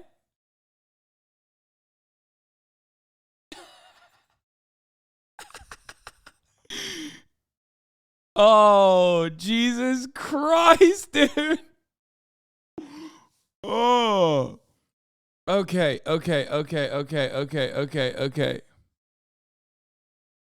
That's wild. You call somebody a so much, they say, I'm You call somebody a bitch so much, they say, I'm a bitch. You call somebody a retarded so much, you say, I'm retarded. Like, I was exhausted, and I embraced the idea of having a serious mental health issue. But Elf. Noah. He said elf. He's still making fun of Piers on that one. Mental elf issue. Sorry. It's so stupid. But I can't get over some of the better parts of this interview where he makes fun of Piers Morgan's accent. Mental elf in it. Mental. I mean, not Noah. Noah also, but he's reclaiming it as of 4 minutes ago. Moses was basically on speed when he was doing what he did. Let me ask you, yeah. I mean, What? look, out of interest, Yeah. how much sleep do you get a night? I'm not here to talk about how much sleep I get. Well, I don't owe you've that. literally just been talking about how much sleep do you get a night? I had about How much 5.5 sleep do you hours get a last night, actually. Not very much. But you're the one that's raised this issue. And I probably had the same. Right. My question is only I probably because had the same, but it's only because you've been talking about you don't believe you have a mental illness. You think it's lack of sleep. So I think it's an obvious question to ask, well, how much sleep do you get?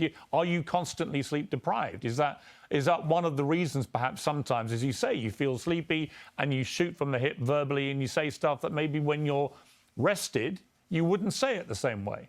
Would that be fair? Tell me what's okay. No, it's not fair, because what's more important, the pain and the truth of what I'm talking about and what led me to that tweet, or the tweet itself? I think both can be true.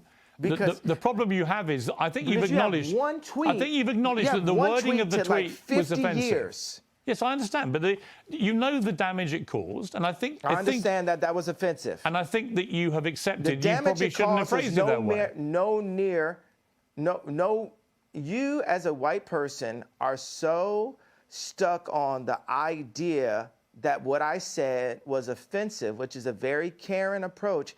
You're not sticking on the fact. You have not unpacked what happened with those contracts. I've said that, but you didn't ask me another question about it. That means there's an agenda. Absolutely not. Inside of your I platform. have repeatedly said to you that I'm sure I do not disbelieve that you've had contract business issues with various managers, accountants, and so on. My argument is that when you do it, me or other me's. I'm sure many other artists in the music business. Yeah, of course. You're you know why you're sure? Because you don't care to do the research, because it doesn't affect you. No, it's because you said. Have you done any research? No. Yeah, let me explain to you. I'm not doubting what you're saying. You don't care. I do care. You don't care about me. You don't care about my people. I care about me. I care about my people. So it's for me to stand up. And God forbid I step on someone's toes while I'm at it. It's not someone's toes. You stepped on the entire Jewish people's toes with a very deeply inflammatory tweet, which I think you've now accepted. You shouldn't have phrased that way. It's taken a bit of time to get there, but I think you have accepted that, right? Nope. Have you accepted that you've put no effort into understanding how I got there? I don't think he accepts that. Like, he hasn't. Piers Morgan is just putting words in his mouth, bro. He has not accepted that at all.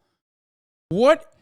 51 minutes of this, and I have not heard him even remotely accept it. Unless you literally think the reason for why he said it is just. Because that's what he said. He's like, oh yeah, like I was being bad, right? But that's because I was fighting fire with fire.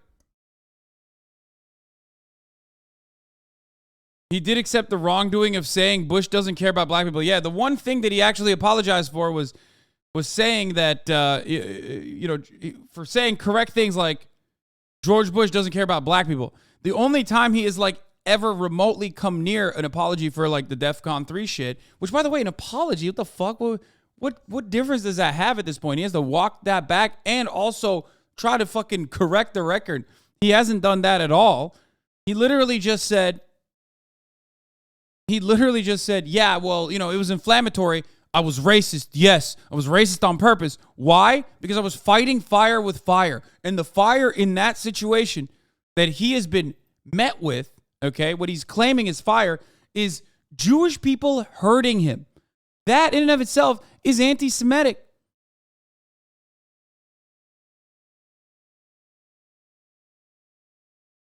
So no, that is not a decent acceptance of an apology. It's not even an apology at all. Unless you personally think Jewish people have personally wronged Kanye West. Specifically Jewish businessmen. It doesn't matter. You're still saying Jewish businesmen. That's crazy. I don't think, honestly. 10 years from now. Honestly, I don't think there is any. You're going to apologize to me about this interview. I'm not. You're going to apologize to me about this interview within the next 10 years. No, I'm not. Because here's the thing. Mark my words. I don't doubt you've had. It's very one-sided. No, it's not. It's very white-sided. Oh, come on. It's very one-sided. It's very like. It's not white-sided. I'm not doubting you've had business issues. I'm saying the way to respond to that is not to go public to millions of people and say you're going DEFCON 3 on Jewish people. Millions of people. Right. Millions of people have had DEFCON 3 on their contracts. Right. You didn't say went that. Home to their You didn't say that. And said, millions of people. Well, I opened it up. Now I didn't, but now I'm saying it now. Okay. Sir. So now what I think you should say, I think you should say to the Jewish people, I'm sorry for the offensive language I used in that tweet. I wouldn't do that again. This is what I really meant. I think people would respect you if you said that. I don't know why you can't just say that. You know when I'll say it. when I sit down with the people who write out the contracts for the NBA and for the NFL and for professional music and for acting contracts. We need to go to the top lawyers, the top execs, the owners of the stadiums, the owners of the football teams, and the owners of the record labels. And we're going to put them all in one room. And we're going to read let's go top 10 in each one of these categories, right? Let's read Michael B. Jordan's contract. Why would any of that? Hey, bro, I ain't finished. I ain't finished my sentence. Nothing you're saying has anything to do with regret. Hey, boy. Don't call me boy. Don't finish. I told you. Oh, don't treat me like a boy then. I'm going to finish my sentence of my idea. Nothing you're saying has got anything to do with the tweet. Cool. Bro, I was in the middle of a sentence, boy.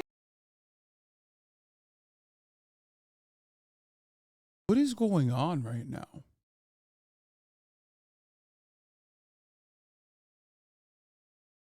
Like transforming in front of our eyes, bro. This is like, he hit the hard B, dude. He hit the hard B. Keep in mind, Ye runs a record label where he himself has ruined careers with mismanagement and horrible contracts. Yeah, of course. But he's not Jewish. Well, he is. But, you know.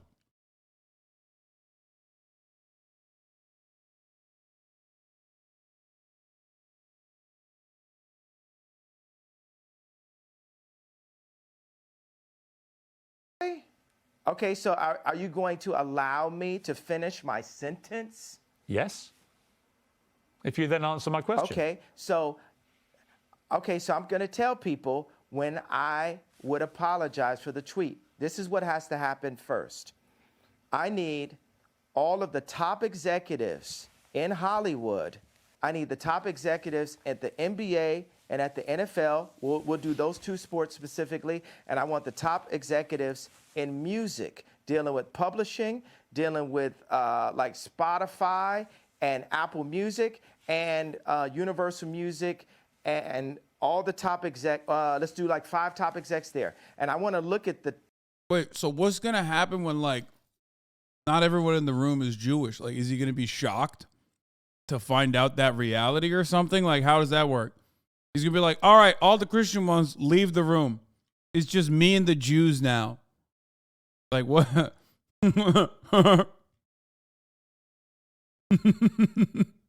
Like, what? Who's going to tell him? I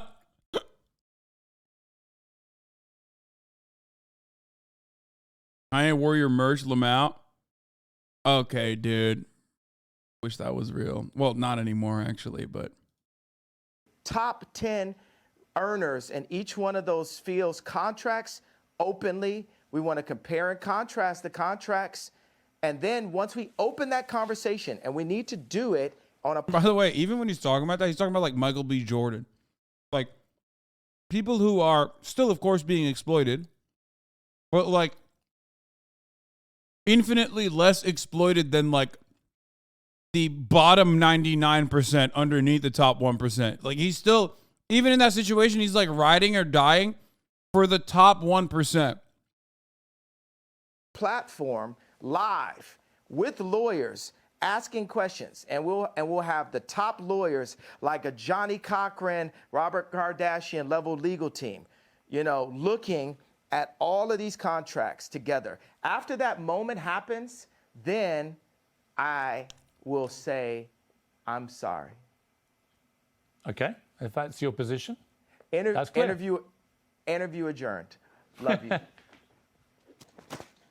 Wait, what? Okay, that's the end of the interview. Wait, is it? I mean, I just get the feeling from you that you. Wait, no, it's not. Wait, no, it wasn't the end of the interview. What the fuck? Yo!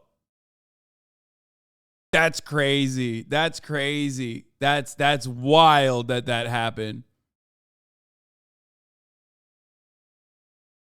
You're obviously a complex character, brilliant in many ways, fascinating, like I say, compelling. You have a huge appeal to millions of people around the world. It just seems to me that occasionally your mouth gets you into trouble, and that perhaps on reflection, sometimes you look back and wish you hadn't said things. Someone in the chat said, me when I quit League at 9 p.m. Yeah, dude, I felt that. That's like, yeah. That's me when I say I'm never playing Valorant again.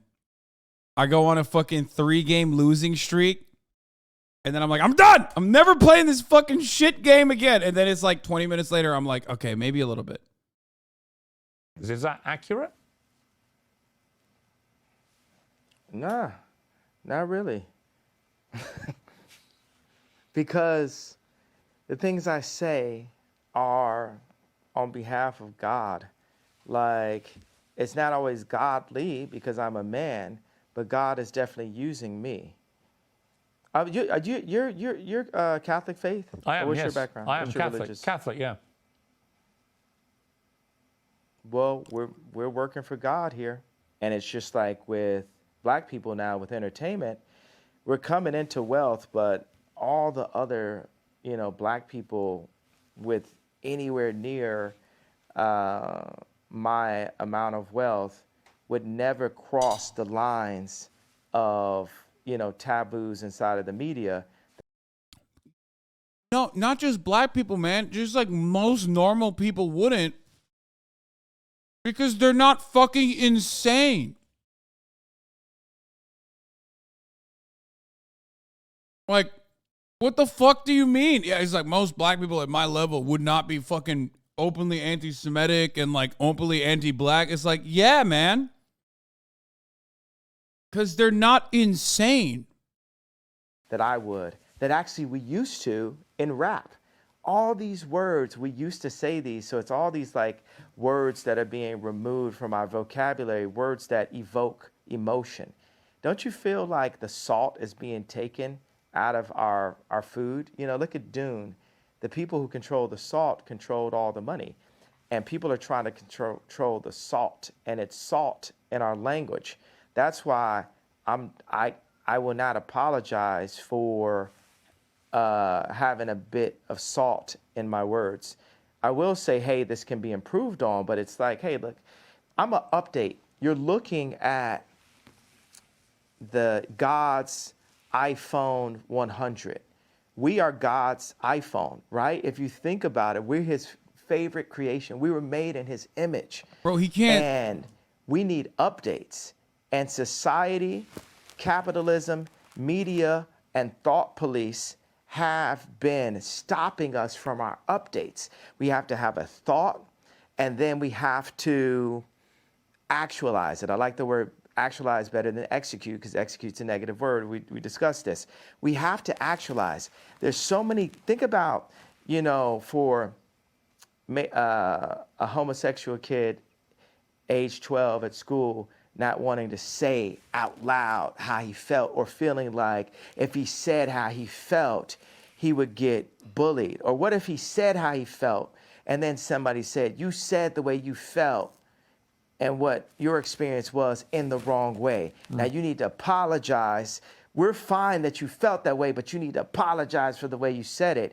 But just having the courage to do it in the first place would be, that's the thing that needs to be given credit. Like, yeah, you know what? We'll say in these past 2 weeks, I made a big splash. Because the first time you dive in the deep end, you're not going to look like an Olympic swimmer. But we're going to have to learn how to swim. And I've dived in the deep end. Okay, I think I understand what you're saying. Let me ask you about your family. Yeah, lots of speculation, of course, constantly. If you understand what I'm saying.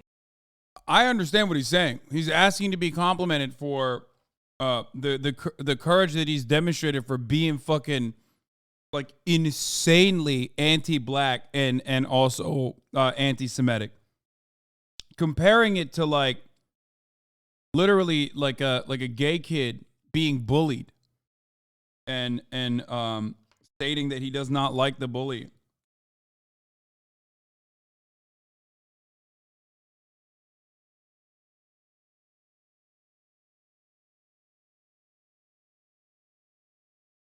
That's crazy. Could you translate what I'm saying? Yes. I want you to translate what I said. I know what. And then let's move on to the next question. Okay. Let me attempt to What translate. did I mean by that? I think what she meant was that you are not afraid to ruffle feathers. You're not afraid to cause trouble where you feel it's justified. You're not afraid to call people out who you think deserve to be called out. But then occasionally, you've expressed yourself in a way. It's just funny because, like, in the example, he'd be the homophobic bully coming out and being like, bro, I'm being punished for calling the 12-year-old gay kid the F word, and everyone's mad at me for speaking truth to power. Like, that's it. That literally is the point. But he thinks he's the victim, which is, of course, super fucking conservative. Like, conservatives love victimhood narratives, except Kanye West's experienced marginalization as a black man growing up in America. So that's why there's like these wires being crossed here. Because if you have lived a life of privilege, okay, and you're desperately victimhood seeking, you're going to have to make shit up. Kanye doesn't have to make shit up. And in the past, he has acknowledged certain issues, you know, that he has experienced. But now he's like, I'm in a different category. I'm a billionaire. And as a billionaire, I'm in a totally, I'm no longer black. Like, I'm a billionaire. That perhaps hasn't quite hit the right mark, and that you are work in progress, as indeed we all are, and that you could phrase things better, which would cause less offense to a wider number of people, when in fact the target of your anger may be much more specific. That would be my interpretation of what you've just said. Do you think that we can move forward as a civilization without there being any offense? Because one person's truth can be the other person's lie. I think it entirely depends. You know, it's like, I think it entirely depends. Honestly, look, part of me. Yeah, he's right. Kanye West is actually defending civilization and moving it further by being anti-Semitic. Congratulations to Kanye West. I just gotta hand it to him. Thank you for advancing society, Kanye. Wants to say yes to that, but I do think there is a line, and we should all be mindful of the line. And the line to me is, I don't think any form of racism or perceived racism should ever be tolerated.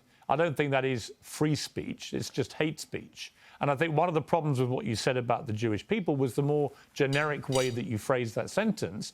People didn't understand you were talking about specific business people you'd had a problem with. They thought you genuinely meant you were going DEFCON 3 on all Jewish people. And they took that to be a blatant form of anti-Semitism.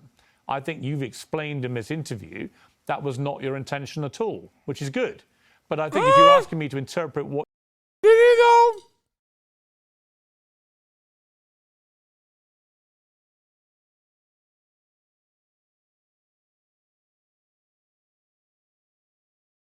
Is Piers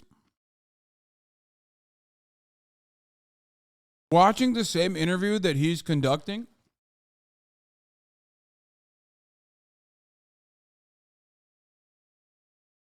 Because, like, I feel like he basically said he's just. Like, he said the only recognition came from him recognizing that the statements were inflammatory, which he very quickly followed up with, but they were valid and just because Jews have wronged me.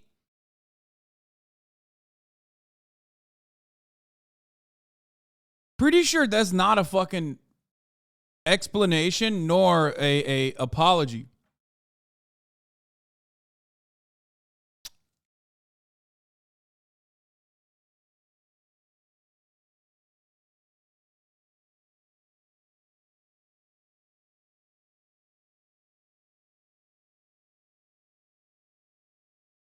He also said that he's close to achieving the white male level of power at the top, which he himself, a food check is what I get always, the grilled spicy chicken sandwich from Chick-fil-A, which I then put my own chicken that I have made at home into it. You know, doubling up on the fucking pro.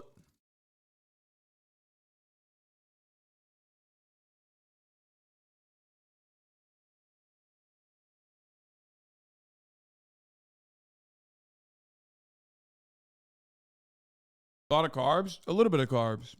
The only carbs in the fucking bun is nothing, and the sauce. What you've just said yourself, that would be my interpretation. That, you know, you're work in progress, and sometimes you say stuff I didn't just which explain. doesn't quite get over what you're really meaning. But what I really mean is, No, there's no breading I in don't it. want it to be settled. I don't. Okay. Cal Coomingham permanently banned again. Bro, you're doing carbs. There's too many carbs. No, it's not. The chicken is grilled. Chicken itself is grilled. It's grilled chicken. I don't want. I don't want to be forgiven by Jewish people until we get to what the problem really is. I don't want, you know, like Elon, he got on Twitter, he said, I talked to Ye, he took it to heart. And I liked my boy standing up for me, but I was like, but the fight isn't done though. Everybody, white media, left media, they just want to squash the fight. They want to keep the pain of George Floyd going, right? But they don't want the pain of our representatives. What did Elon Musk say to you about the tweet, out of interest?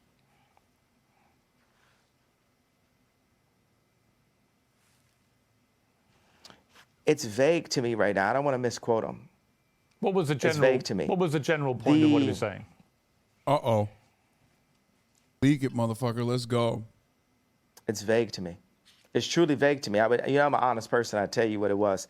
What I keep on saying, it's just always about this tweet. It's so much more. If you look back at this interview, and it's like a direction arrow, it's more in the direction of fixing the statement than fixing the problem. I think both and that's my problem. I understand, but I would say to that I think they're two different things, and you can fix both actually. I mean, he's not wrong,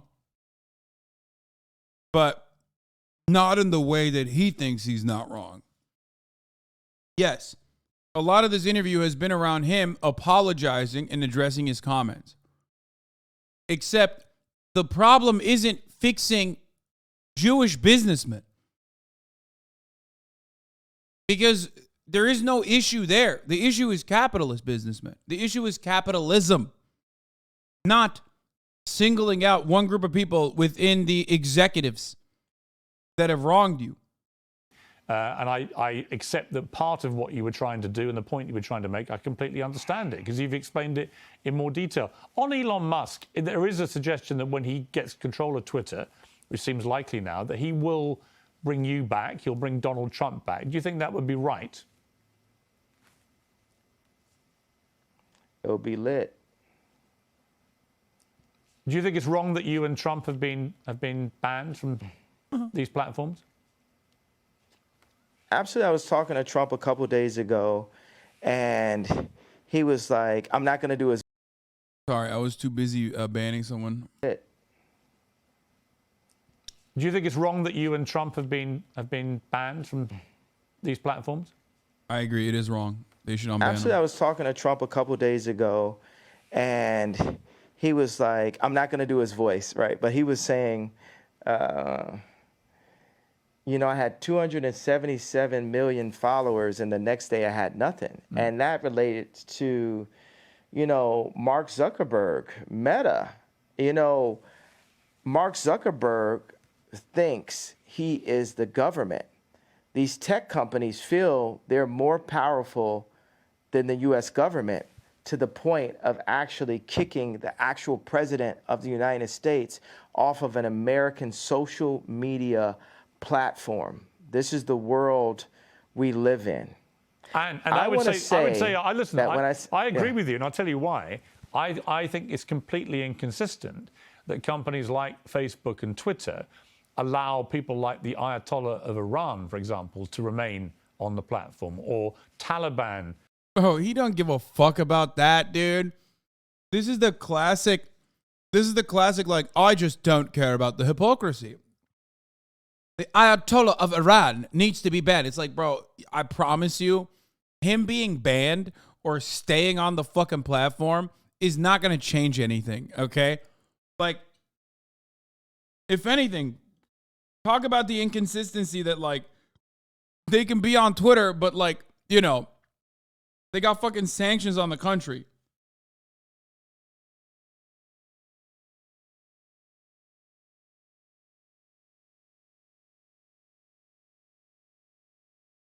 I love the idea of like banning the Ayatollah for anti-Semitism and like not everything else. You know what I mean? It's like that's the reason why he needs to be banned immediately, sir.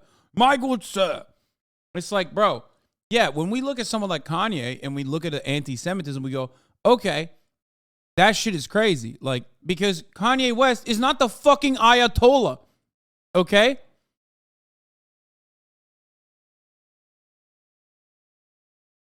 It's crazy to be like, oh yeah, it's so messed up. It's so unacceptable. He the Ayatollah of fashion? People to be on the platform, but they don't allow an American president. That seems to me completely ludicrous. I just want Trump back because he's a good poster. Why Yes, can't we and agree? This is part of the 100-year plan that they have books on about, China's takeover of America after losing the Industrial Revolution. Now, let's talk. Wait, what?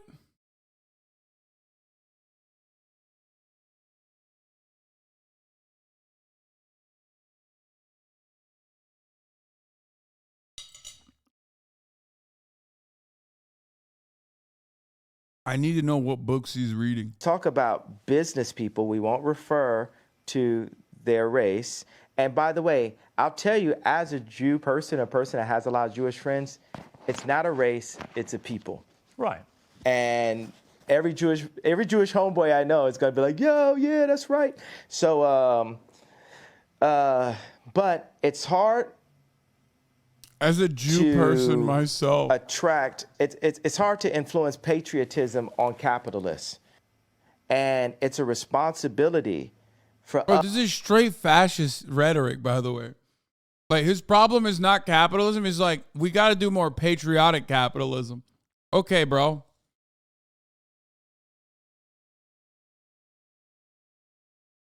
Like, yeah, we gotta cut this Chinese shit out.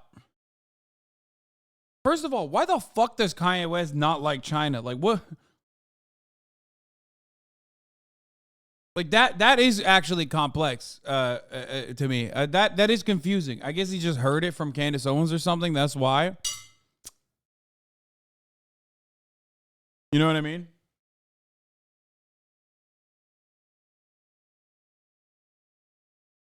Us as Americans to retake our power in media, to retake our power in our schools, to retake our power in our farms, to retake our power in our medicine, in our hospitals, to revitalize the country, because America invented rock and roll at the end of the day. We have the inventions. America created Apple. You understand? Like, we created the platforms that the world runs on now, and we've allowed the business people in these companies to sell us, and whatever the term is, sell them in a handbag, whatever it is, for cheap. And Americans are God-fearing, for the most part, God-fearing Christian people, and we're not cheap, and we can't be sold for cheap. And we're here to stand up and say, you got to honor who we are, our families. You got to honor our God, Jesus Christ. So, next subject. Can I ask you something? Let me ask you something else here. I want to ask you about your family. Yeah. Because you mentioned families there. Rock and roll and Apple. Where would the world be without them? Nowhere. That's where. No, straight up. You're right. A lot of stuff has been written about you and your family. A lot of it fueled by you, by Kim, by others. Where are things now with your family? What is your relationship like with Kim, with your kids?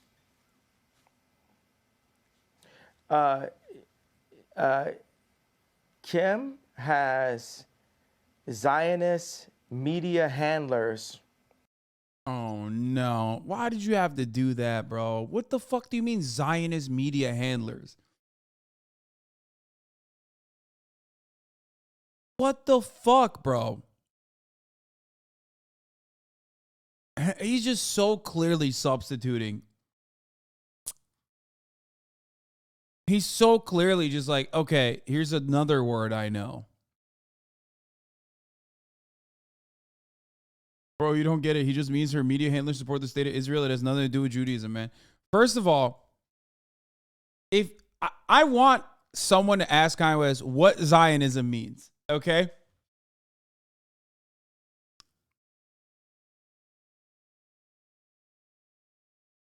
Piers Morgan should be like, what's Zionism?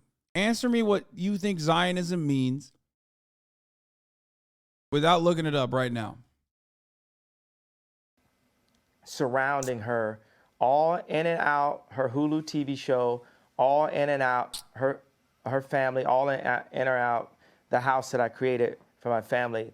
But God is alive, the devil is a defeated foe, and Kim is a Christian woman, and she's not here just to have content up on adult channels. She's not here just to have that last Interview magazine cover. If you look at the two Interview magazine covers, look at the one when I was there and look at the one when I'm not there. And that's the reason why this Tuskegee experiment of such that's happened to the black community, where they took the fathers out of the home and the leaders out of the... Bro, this straight up Thomas Sowell, by the way. Like the real Tuskegee syphilis experiment aside, the actual Tuskegee syphilis experiment is the fatherlessness in black communities. How did that happen? The welfare state. Now, he doesn't have the pro-capitalist, like, he doesn't have the talking points for, like, tying it back to capitalism in the same way that Thomas Sowell does, because Thomas Sowell's goal is to, one, obviously undermine the valid and real arguments against white supremacy as a black person, and then two, promote capitalism. But he hasn't read that fucking chapter yet. So he's just saying like, oh yeah, fatherless is in a black community. Because Thomas Sowell always ties it back to the welfare state. Let's see if he says that. Community, and have torn apart the community. Now they've seen that's worked, and they're doing that to America. They're attempting, they're trying. I mean, that It's not interview, gonna the work on our interview, dime, the though, interview because magazine cover you're talking about, I think, is the one where she was basically semi-naked in front of the American flag. And I thought that was pretty distasteful, actually. It was about the American dream, and I thought, well, if that's the American dream, we're all screwed. I mean, oh God, Kanye, you're literally talking to the biggest bootlicking dick rider of America. I mean, actually, that's not true. Piers Morgan does criticize American gun laws very famously, but it's like, it's just, oh God, okay. in America. I mean, these are the guys you're aligned with, man. How do you not see how whack they are? And I agree with that. And I didn't feel the platform to voice my opinion because I want to, it's always like, hey, this is your kid's mother.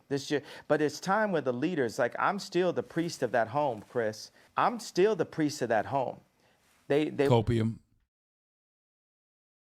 want to make it this matriarch society, all that, and, but I am the priest of this home, and God is alive. I am the living Robert Kardashian.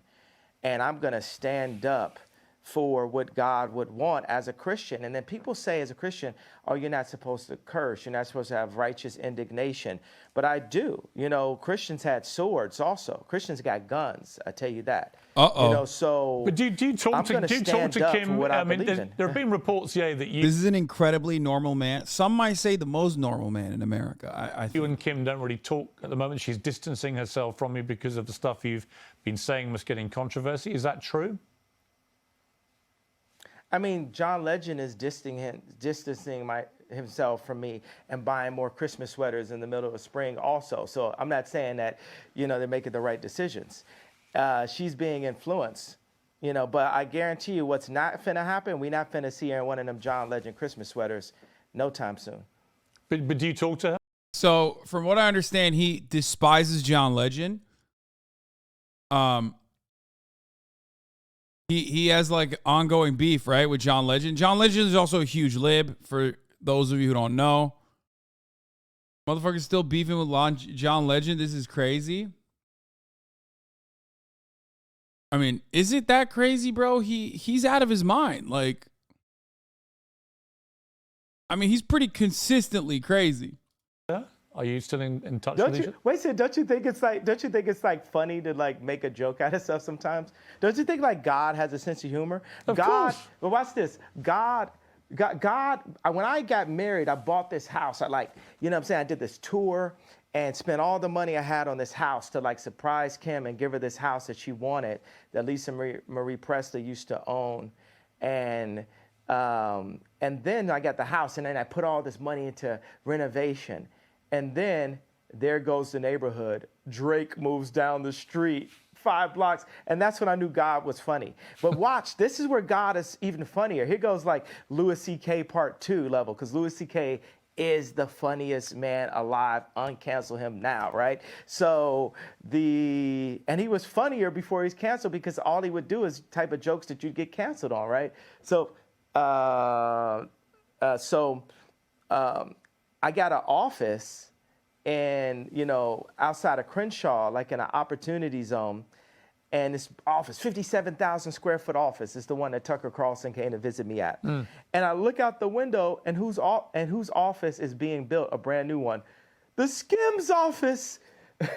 It's like, who's writing this stuff? You know what I'm saying? Like, God is funny. So that's the thing. We always got to be like, we got to be funny. We got to have a sense of humor. Like, you know. But yeah, let me ask you. There's a lot. Yeah. But are you sad that you're getting divorced? Are you sad the relationship came to an end? He's gonna say he's not getting divorced. That happened 2 years. We got the divorce 2 years. Yeah. Yo, we're Are you Piers, where actually we been? We've been got divorced. What are you talking? Yeah. I mean, let me rephrase that. Are you sad that you're no longer together, that you're divorced? Didn't he say that the divorce was not going through? Like, literally fucking.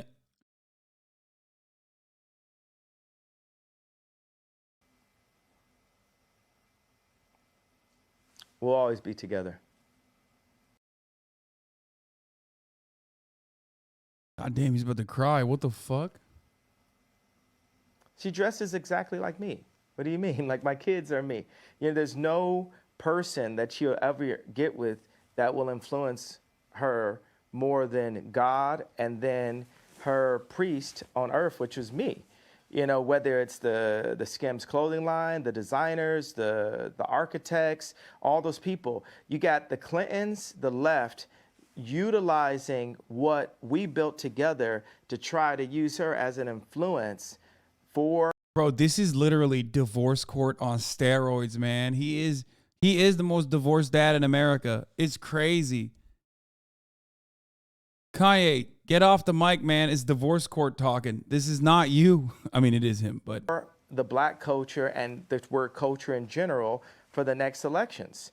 They need those 300 million followers from Kylie and Kim on their side going into their election, as they push trauma culture to the black people again, as they claim any of my questions of business dealings to be anti-Semitic comments. The only good thing that the Kardashians have ever done is quite literally like the recent wave of criminal justice proposals that they've not only advocated for, but also got pushed through, even in the Trump administration. And this motherfucker is undermining that by basically stating that it's just like reinforcing black trauma. That's wild, dude. That's the one good thing that they did. You know what I mean? Like, the Kardashians are awful in every way, shape, or form, okay? But that's the one good thing that they did, which, by the way, possibly as a consequence of Kanye West's involvement, too, for the record. All it took was one 10-inch white dick to ruin everything, dude. God damn it, Pete Davidson. And push, you know, Kim to, you know, as a billionaire mother of a lawyer and a mother of 4 Jew black children, to do covers like Interview. And that's what happens when they take the dads out the home. And that's what they've been doing in the hood. They take the fathers and the leaders out of the homes. And if we keep on allowing this to happen and we don't have some level of a decency clause inside of our media on what everyone sees, like when I was young and I would go to the video store, if I wanted to go into the adult section, it was a curtain, it was a person sitting there watching, making sure that kids didn't go in. If the kids went into that section, there was a video camera. And they would have, you'd be escorted out of that section. Now that section is forced through TikTok. That section is subverted and kind of mixed with the drink inside of music directed at children, inside of content through Disney, on Hulu, which is Disney also, and in so many branded commercials to confuse children and to sexualize our children. He's just saying that there is like hypersexualization is super commonplace. Obviously ironic coming from him, considering that he himself has like very much played a role in this, right?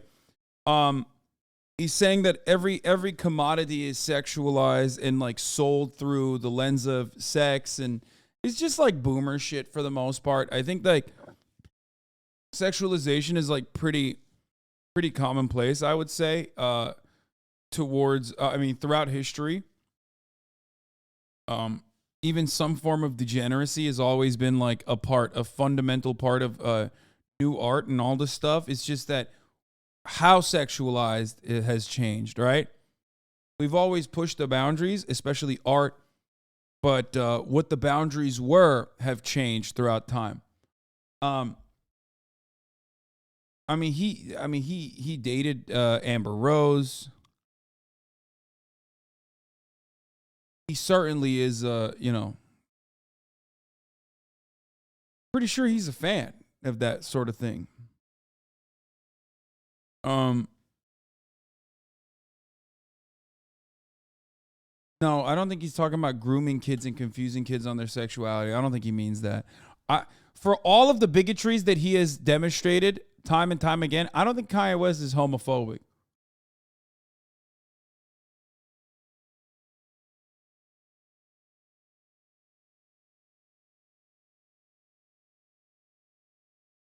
Like weirdly enough, I don't know. I mean, I haven't really seen homophobic and transphobic statements from him. But then again, I mean, he shit on his mom. You know what I mean?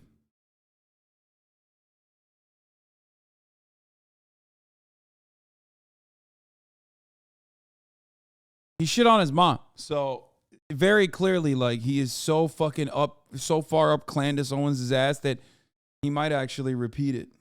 He addressed it in 2005. Everybody in high school be like, yo, you acting like a fag. You acting like, dawg, you gay?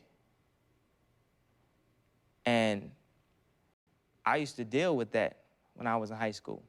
And what happened is it made me kind of like homophobic, because it's like I would like go back and like question myself, like, damn, why does everybody else walk like this and I walk like this? So why is then you start just looking, because you don't realize until you're in high school, people like, yo, fam, look at you. Look at how you act. If you see something and you don't want to be that because it's such a negative connotation towards it, you try to separate yourself from it so much that it made me homophobic. By the time I was through high school, like anybody that was gay, I was like, yo, get away from me. And really, like Tupac said, started hanging with the thugs, and you look up and all my friends were like really thugged out. And it's kind of like I was racing to try to find that constant masculine role model right there, to the point where it's like I would really discriminate. Like I use the word fag, like always condescending towards gays and look down upon gays. And I remember my cousin told me that another one of my cousins was gay. And at that point, it's kind of when the turning point where I was like, yo, this is my cousin. I love him. Like, and I've been discriminating against gays. It's like, do I discriminate against my cousin? And then everything starts to click. You know, he brings his partner with him to like Thanksgiving and all that. And you just This is in 2005. So, like, you know, like Obama wasn't fucking this public, okay? With support for the LGBT community. So calm the fuck down before you freak out about him using the F word. Just had to sit back and think, like, damn, you know, hip hop really is about, it seemed like it's about like fighting for your rights in the beginning, about speaking your mind and about breaking down barriers or whatever. But everybody in hip hop discriminates against gay people. To me, like, that's one of the standards of hip hop, is to be like, yo, you fag, you gay. Matter of fact, the exact opposite word of hip hop, I think, is gay. Like, yo, you play a record and it's like whack, that's gay, dog. You know, if it's good, that's that hip hop right there. You see what I'm saying? It's like the exact opposite. So it's like me speaking for my entire culture, or me looking at my rappers out there, hip-hoppers discriminate against gay people. They feel like they can't act. Hold on one second. Everybody, don't throw me off. I really want to say this. I want to say this to America. I want to... Speak your mind. No, he was just throwing me off just slightly. I wanted to just come on TV and just tell my rappers, just tell my friends, like, yo, stop it, fam. Like, seriously, that's really discrimination. To me, that's exactly what they used to do to black people. I'm just trying to tell Kanye West openly talking about how he has changed, became a better person, literally connecting it back to intersectionality of cruel and oppressive structures. Man, goddamn. people just stop all that. I mean, a lot of this was the reason why so many people loved him as well. Like, he was bold, he was brash, he was brazen, he always spoke his mind, he was a provocateur, but it always felt like his ideas were in the right place. But then, the more famous he got, certainly, the worse he got, for sure. Like, it was, and then the Kim Kardashian marriage definitely exploded his mania, for sure.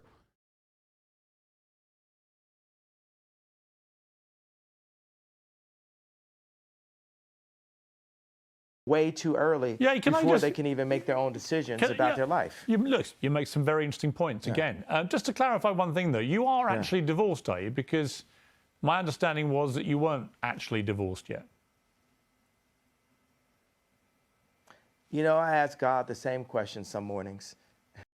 Me too, man. Me too. I say, at the top of the hour, why is there a 60-second ad break? And I say, how can you avoid those ads at the top of the hour? And the answer is easy. Easy. By connecting your Amazon Prime account to your Twitch account, where you get one free Prime subscription a month, you can use it on your favorite broadcaster. Okay? That's right. Or you can use a $5 subscription, or you can get gifted a sub like Guapoco. Just gifted 5 tier 1 gifted subs. And Cobalt Swarm gifted 5 gifted subs as well earlier. Thank you. Allowing 10 people to no longer see the ads. Here's the 1 minute ad break now.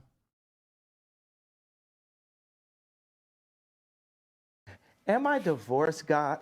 am I divorced? Because I might be divorced on paper, but I'm not divorced of the idea of being the protector of not only this person who is so influential. Imagine Kim making all of her decisions that she does publicly. You know, grown folks' business is grown folks' business. Never know what could happen with a little sippy or whatever. But, you know, all the decisions that she makes publicly being based on an audience of one. And Piers, what audience do you think I'm saying that is? Well, you. No, not me. For an audience of God. As Christians, right? Who is our audience? We have an audience of one. Well, you mean God. God. So picture this world, envision this world. Here's another one. This is past what I'm saying about having the heads of the football teams and the basketball teams and the music industry opening up their contracts the way I do, right? Picture the most influential woman on the planet, which is Kim Kardashian, right? and I got this one thing I want to definitely say in the interview. Picture the most influential person on the planet, the most influential woman on the planet, performing in public only for that audience of one, for God. Imagine the overwhelmingly positive effect that that will have on the planet. And mark these words, it will happen someday. Okay. And I had this thing, like, you know, of course I'm divorced, and this is like a funny thing I thought. Being that her name is no longer West, and my name is no longer Ye, if there was ever, being that her name is no longer West, and my name is now only Ye, if we were ever to be together again, what would our name be? Kim Ye. Would you like that? Bro, this is a sad man, dude. This is like, straight up, this is, I feel bad for him. Even though he's like awfully narcissistic, he's anti-Semitic, he's like a broken man. This part of the interview is, it is depressing. Real Nile Niami losing his COVID wife energy. Oh my God.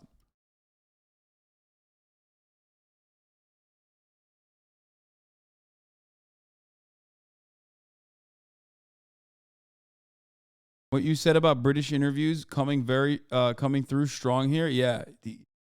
Piers fucking broke this man, dude. He literally just very quickly. I don't give a shit about Kanye. He can fuck himself. Motherfuckers should cry in a bed of his billions. No, I know. I mean, you can still fucking recognize that he's a piece of shit while also simultaneously feeling a little bad. Holy fuck, dude. I mean, he's definitely not all right.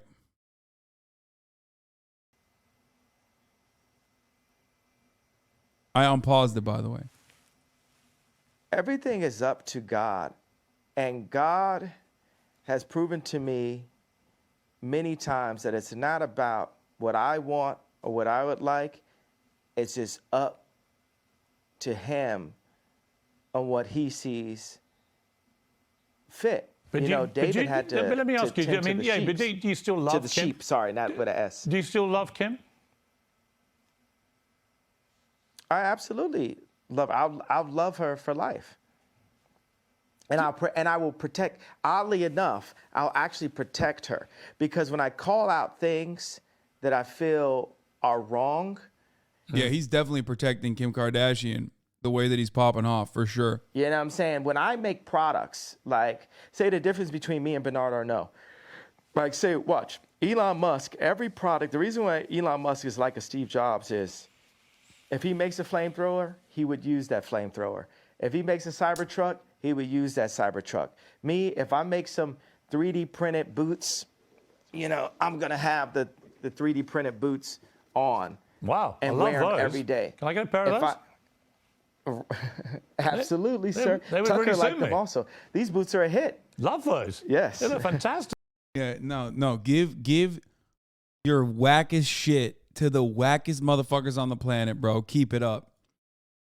That's why when I was debating Charlie Kirk, remember, this was when like Kanye West started fucking had just started like hanging out with Kanye. So it was Charlie Kirk and shit. Like, he was wearing the Yeezys.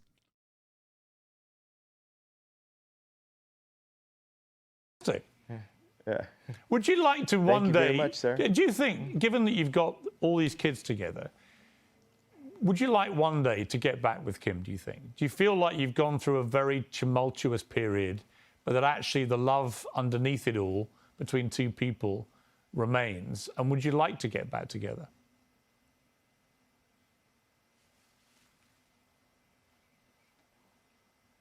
Those thirst traps still be fire. Is that Do a you yes? understand what I said? Do you understand that language I right think so. there? I think That so. language. Oh my God, bro. Holy shit, dude. Ain't no way. This is a funny ass fucking emote, dude. You better explain it. Explain it to me. What do you think those thirst traps still be fire means? Can you explain that to me? Well, with my Pierce? rather Explain creative British what mind, those thirst traps still be fire. I would imagine it With your means that creative, brilliant British man. I would imagine it means you still fancy your ex-wife. Is that right? Oh my God, bro. Okay, I'm sorry. I know I feel sad for him and shit, but like it is pretty funny the way he just goes.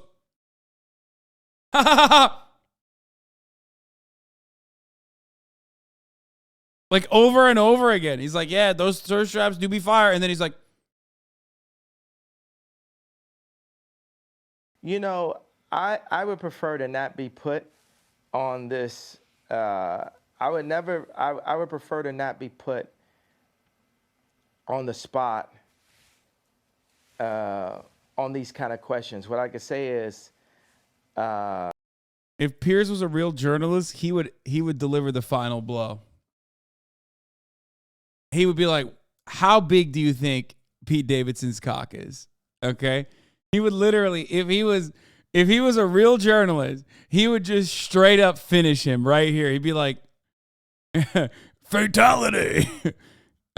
He would drive that 10-inch he would drive that 10-inch white boy with a 10-inch penis right through his chest, okay?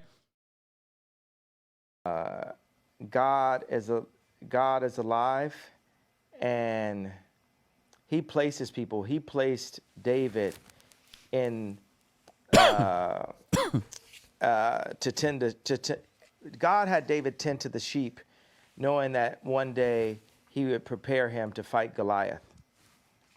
Mm-hmm. So I believe that day of me fighting Goliath has been this past 2 weeks. The media is Goliath. And there would be no chance of having a civilization or a civil democracy in America without me challenging the media 2 years out from the election.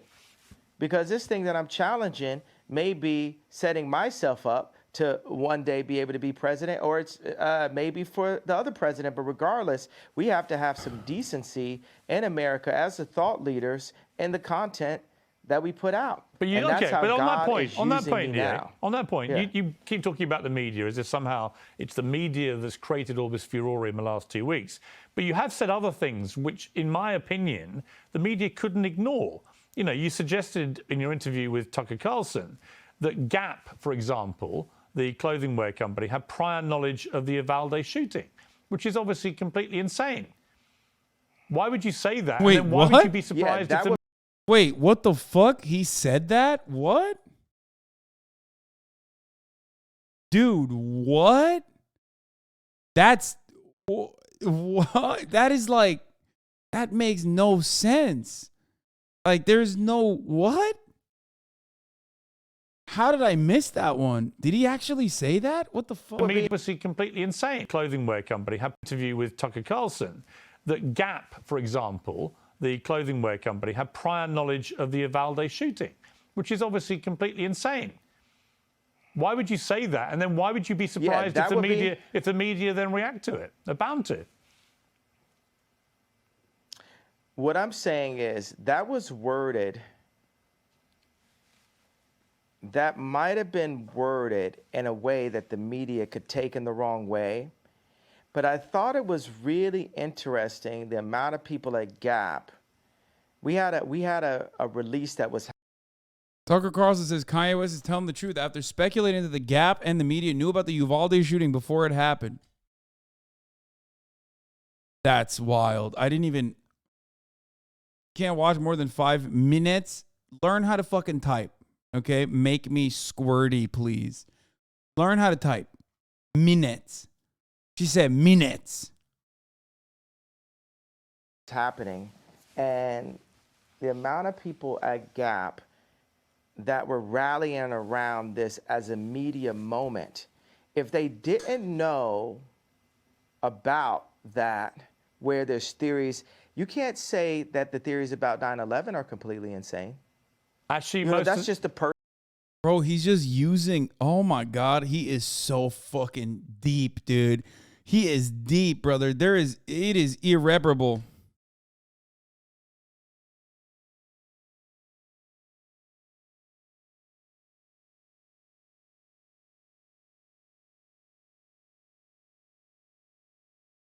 He's deep. He's gone deep.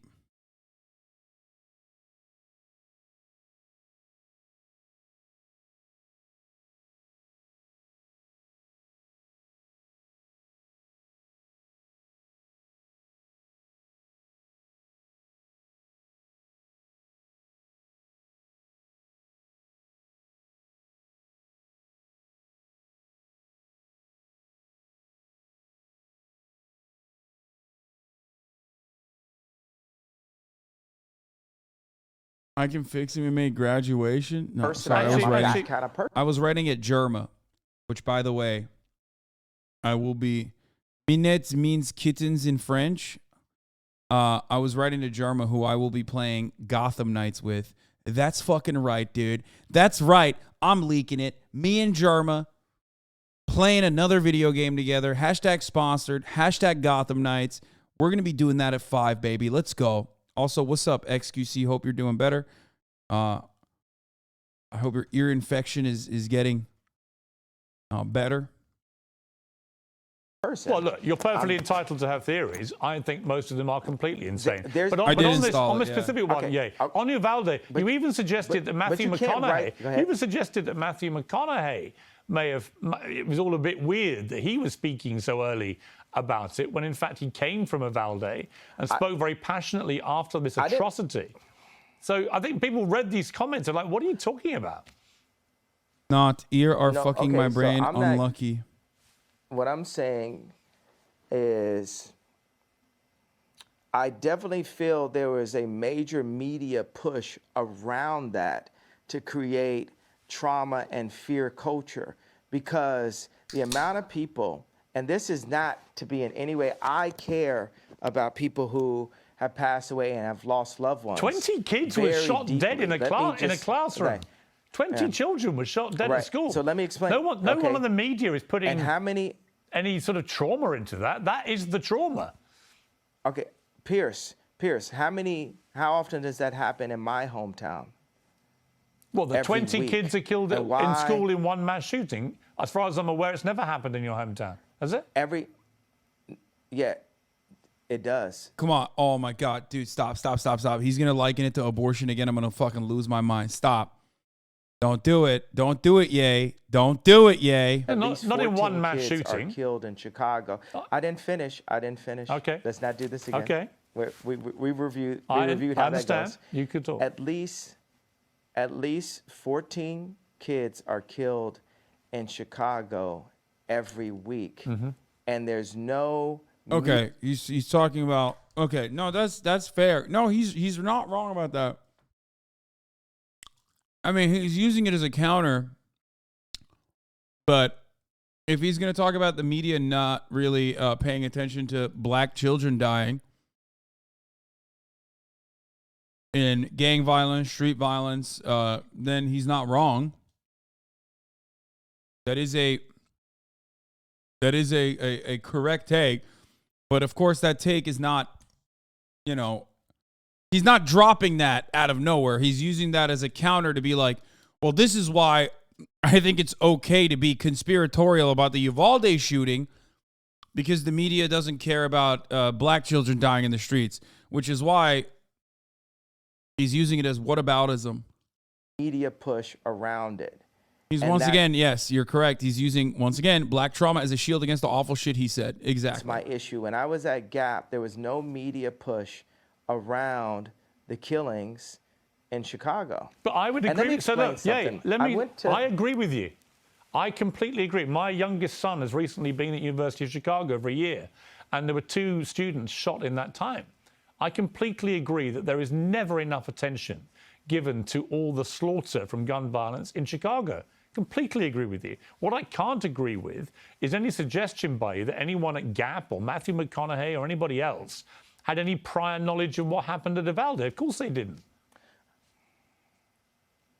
I can't believe Piers Morgan is doing this. I hate that he is the guy doing this interview. okay? It's like, it sucks, dude. It sucks that Piers Morgan is the correct taker, the correct take haver here. Oops, sorry. This is my Gotham Knights sponsored overlay that I'm supposed to be putting on here. Oh, shit. Fuck. Oh my God, it's massive. Oh, Jesus Christ. I'm so bad at this shit. Okay. Listen, I can do two things at the same time, okay? Demonstrably not good, but it sucks that Piers Morgan is the person that is the correct one in this conversation. Imagine if this was his full-time job. Okay, shut the fuck up. What I'm saying is, I'm not saying they did, but with the amount of attention that went, understand, I was jealous, once again. You feel me?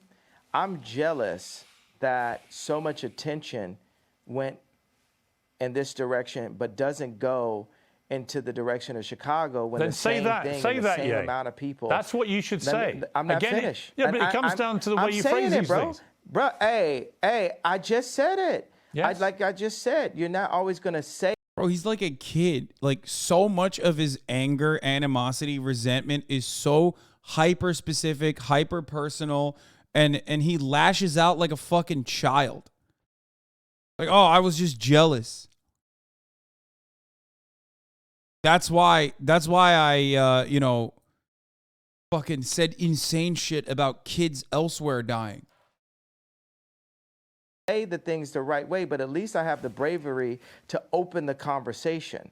Your first And there's the fucking narcissism. Oh, well, I know I said that Gap knew about the Uvalde shooting, and here are some fucking unrelated reasons as to why I said it.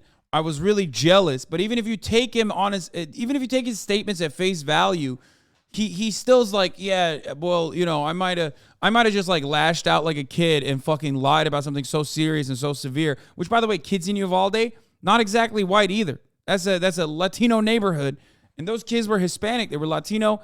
Like the kids that died, it's not like the media normally pays attention to that shit either. Okay. But they did in this circumstance, not for some overarching narrative, but because it was kids being fucking ruthlessly slaughtered.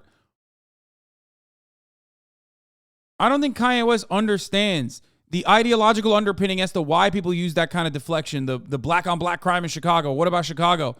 That's what I'm saying. He read some of the chapters, but not all of them. Candace Owens and others like her and most of the Republican white supremacist commentators use what about black on black violence just as a deflection. They don't actually care about the black kids in Chicago, which is precisely why they could just say that and drop it and then move on. Kanye West, on the other hand, is trying to do that, but then still deep down inside, he was a black kid in Chicago. You know what I mean? So he can't fucking let go of that. And that's the reason why he falls into this like weird logical trap where he's like, he does genuinely care. So deep down inside, there is a person who genuinely cares about that shit. Okay? So that's the reason why he's like, oh, well, I was just jealous. That's why I said it. No, you didn't say it because you were jealous. You said it because you're a fucking psycho. You said it because you don't think about anything other than your own ego. You said it because you're a fucking narcissist. You said it because you were saying unhinged shit off that mania juice, okay? And you loved the kind of positive affirmations you were getting from white supremacists. But there's still a person there that is a real human being underneath the thick layer of mania where, that's the reason why he's like looking for a way to deflect away from it. And stating, he's like, oh, well, I was jealous about the kids. Your first sentence isn't your last sentence. My first rap that I told wasn't Don't my try last. to save him. He's dumb, man. No, I can't. There's no way to. He can only save himself. It's not his bipolar that's caused bigotry. Stop. No, of course not. His narcissism paired up with his disorder and his like desperate attempts to find any kind of yes men led him into the worst possible gremlins that he could have fucking encountered, okay?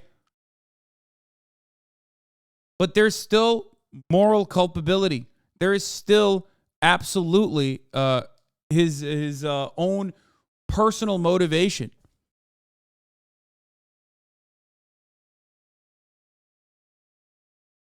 Last rap that I told. And now that's the whole point. It's said. Once it's said, accept that it was said. I am the iPhone 20, right? I'm growing. I'm a hybrid. I'm updating. Okay. I'm constantly updating, and that's what we're supposed to do. You can't drag me back, because you enjoy that, right? When you bring it up, I'm saying, hey, this is what I'm saying. I felt, think about this. Have you ever heard the term premeditated murder? Yes. I feel like the George Floyd was a premeditated murder. That's my feeling based. Wait, yeah, but not in the way that he thinks it is. What?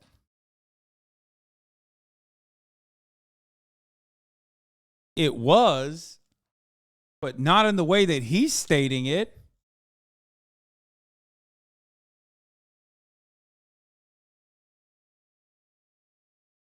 Based off of, and we never got to that in the beginning, but that's my feeling based off of the information I saw in the documentary. I think it was a premeditated murder in the sense that premeditated I agree, but not for the reason you think. I think it was I fucking hate that Piers Morgan and I have said basically the same shit. God damn it, dude. God damn it. Stop! premeditated in the sense that that policeman didn't give a damn about George Floyd's life, stuck his knee on his neck for 8 minutes and killed him. So I know we don't agree. This is hurting me. I don't want to go back. This is psychic damage. I want to ask you, yeah, about something different. I think the policeman was involved with it too, but not in the way that you think about it. Right. He thinks it's a false flag, bro. He is fucking insane, dude. Insane. I know he was involved in a different way. I think we'll have to. I think he was also part. I think he was also part of the setup. Okay. Look, we're not going to agree about that, but he's been moved. He's been moved. Bro, what's fucking psychotic about this is that, like, he thinks the policeman, is a part of a grander conspiracy to get, like, people to care about black people being murdered on the streets. Something that has happened 1,000,000 times over.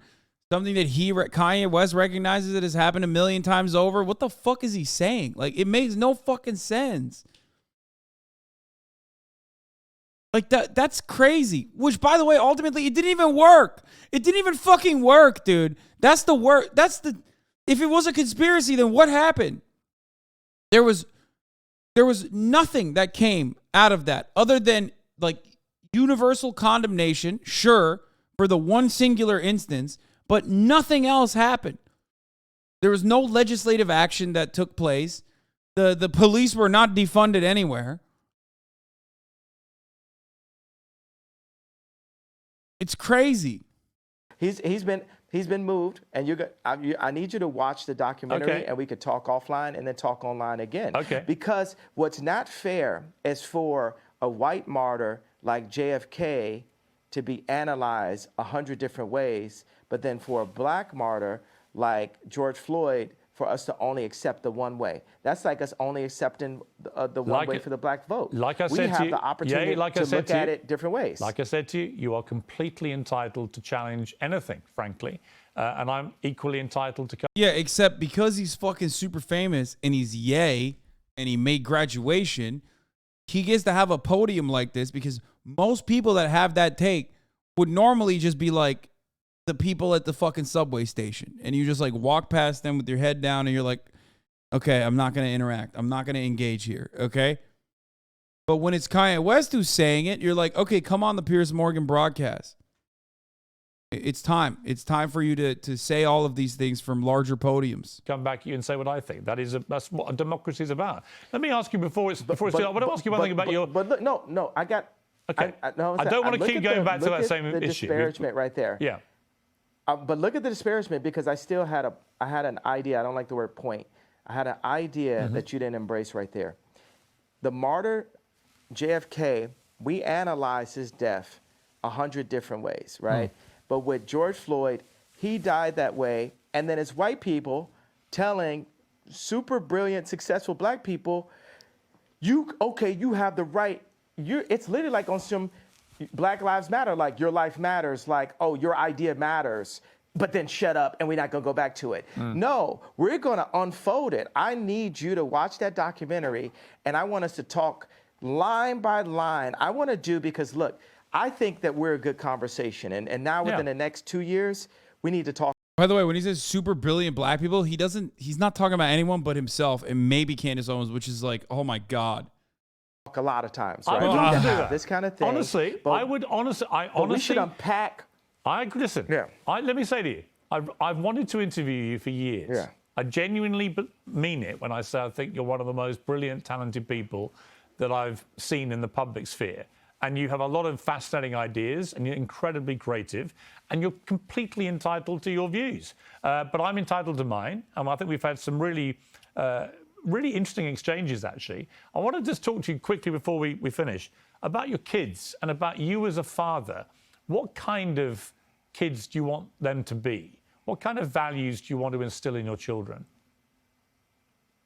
Oh, shit. I want my kids to finish their education. I know that my album was called The College Dropout, but when I look at the way, just like you said, your kids are in the University of Chicago. We need the education. That's another thing to be jealous about. The Muslims have the Quran, right? And Jewish people also have their holy books, but they have the education. And once we have the education, and we have the strong black minds, we need to pull them together. There hasn't been end-to-end black-owned communities since Black Wall Street or since the gentrification of Harlem. Like I have this tech company called STEM, right, that had the most successful launch in tech history with 80,000 STEM players. As far as a first launch, right? We sold 80,000 STEM players back in February, and we went off the Apple platform, and now we're coming. Yeah, that was wild. He just said they're holy books. Like, come on, man. Just say the Torah. Like, what the fuck? With the next generation that has a projector in it, and it's coming with 4,096 movies. I did that because my Amiga computer had 4,096 colors when I was in 7th grade. And also you can download films without having to use an Apple product. So I called this guy and we're working on finishing up elements of the deal. And he's using emotional bullying and like his shoulders are down, you could tell on the call. And he says, well, because of your comments, we're not gonna be able to hire people. It's the people that we need. And I said, well, how many people do we have working for us? He said 60, and we have 40 part-time. I said, well, how many Jewish people do we have? He said, well, I don't know. Well, you have some. And I said, well, do we have black people working for us? He said, yeah. I said, how many? He said, 2. And I said, you're telling me we can't find 60 black engineers? Well, yeah. And see, that's where that comment that got me into so much trouble forced me to look at myself as the richest black man since Mansa Musa, right? With multiple tech companies. Why does he keep saying that? There's like, not that it fucking matters, but like, this is the first Mansa Musa mention, by the way, which is true. But also, there are wealthier black people than Kanye West out there. Like currently, there's a hedge fund manager, there's a classic, the famous hedge fund manager. I don't know if Oprah's wealthier than he is. There's a Nigerian oil guy.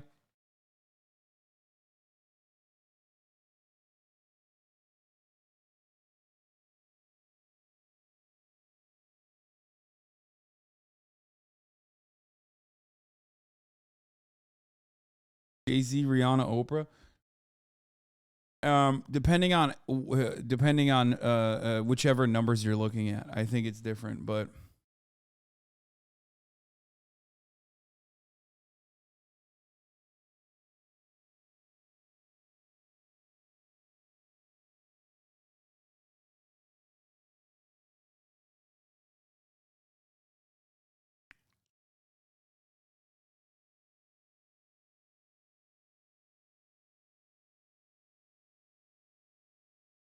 Aliko Dangote, Mike Adenuga. Robert Smith is who I was talking about. Is the American billionaire, businessman, and investor. He's the founder, chairman, and CEO of private equity firm Vista Equity Partners.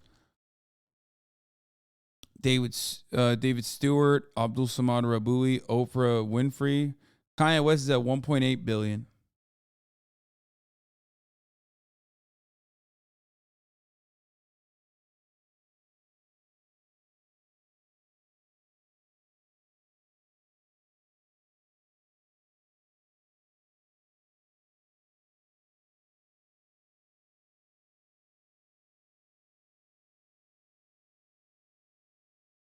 Anyway.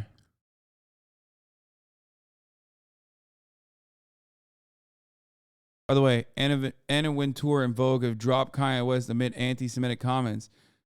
Like, I don't know what that means, though. Like, what does it mean when Vogue drops you?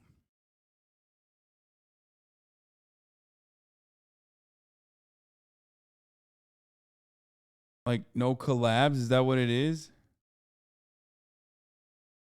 Mentions, promotions? Okay. And where am I kicking the tires inside of my own company to ensure that I'm hiring my people? Because Chinese people hire Chinese people, and Jewish people hire Jewish people, and Catholics hire Catholics, right? But with blacks, we'll give our company to Bernard Arnault. We'll give our company to Mark Zuckerberg. We'll give our company away. And it would almost come off as anti-Semitic if I hadn't crossed that gun line so far to say, hey, I have to go and ensure that I'm hiring the brightest black. Dude, his brain is so rewired by fucking white supremacists. I'm losing my mind. Bro, just say you want to hire black people then. Like, you don't have to say the other shit. Like, Killer Mike did an entire episode revolving around how the black dollar leaves the black community immediately. There is a very serious issue with that, okay? And the reality is that white supremacist systems have caused it to happen. There are not enough black-owned businesses, and there is genuinely a movement. I think, of course, as my position is anti-capitalist. I don't think that it's black capitalism that will solve this problem. But like, just fucking say that you want more black engineers. You know what I mean? It's not like you don't have to turn it to be like Catholics only hire Catholics or Jews only hire Jews, because that's not the truth for the most part. Even though, you know, white people or whoever is considered white do have a higher tendency to hire other white people, certainly.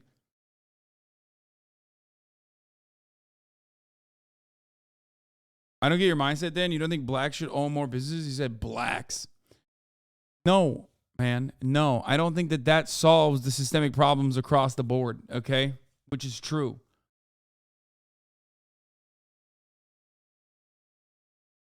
I think Fred Hampton was correct.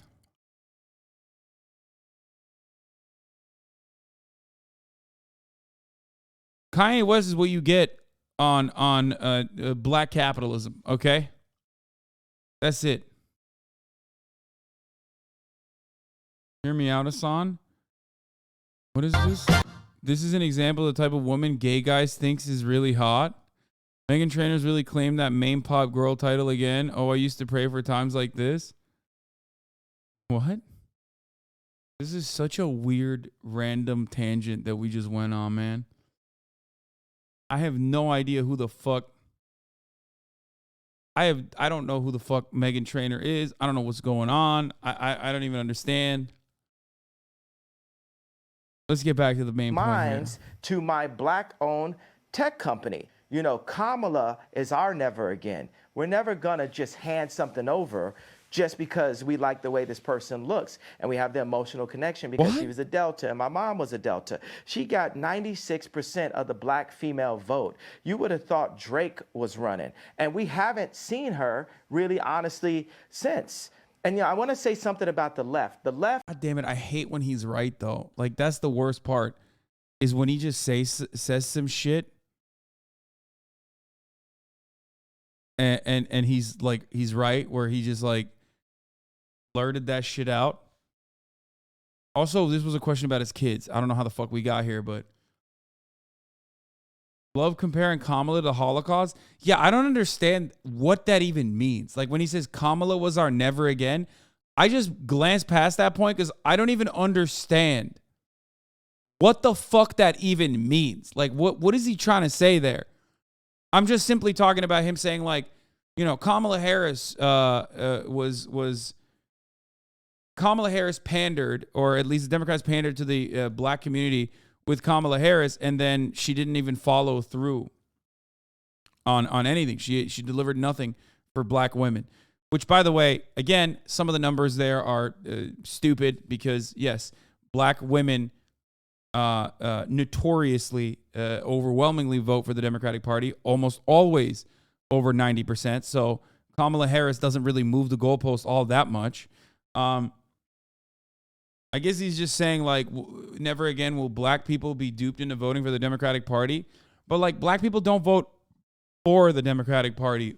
Black people vote against the Republican Party, which out of the two, both parties are racist. But out of the two, they're voting for the party that is at least not openly saying that they're racist. You know what I mean?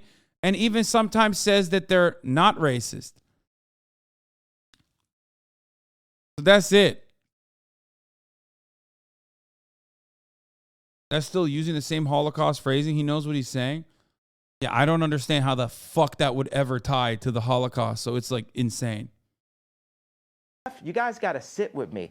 Your current administration that these guys put up, they shit the pot on this one. They should have got Bernie, but Bernie had too much of a conscience. And so you got a guy with no conscience. Instead of getting Bernie Sanders, you guys got Weekend at Bernie's. And oh my God, that you don't like where we're at right now. So we got to have a conversation going in. When you listen, on how to I just, won't disagree with you about. I don't disagree with you about President Biden or Kamala Harris for that matter. Yeah. Let me ask you about someone we haven't mentioned, Vladimir Putin, and what he's been doing in Ukraine. What is your view of that? What? Piers is like, I don't agree with you on Bernie, who is an anti-Semite, by the way.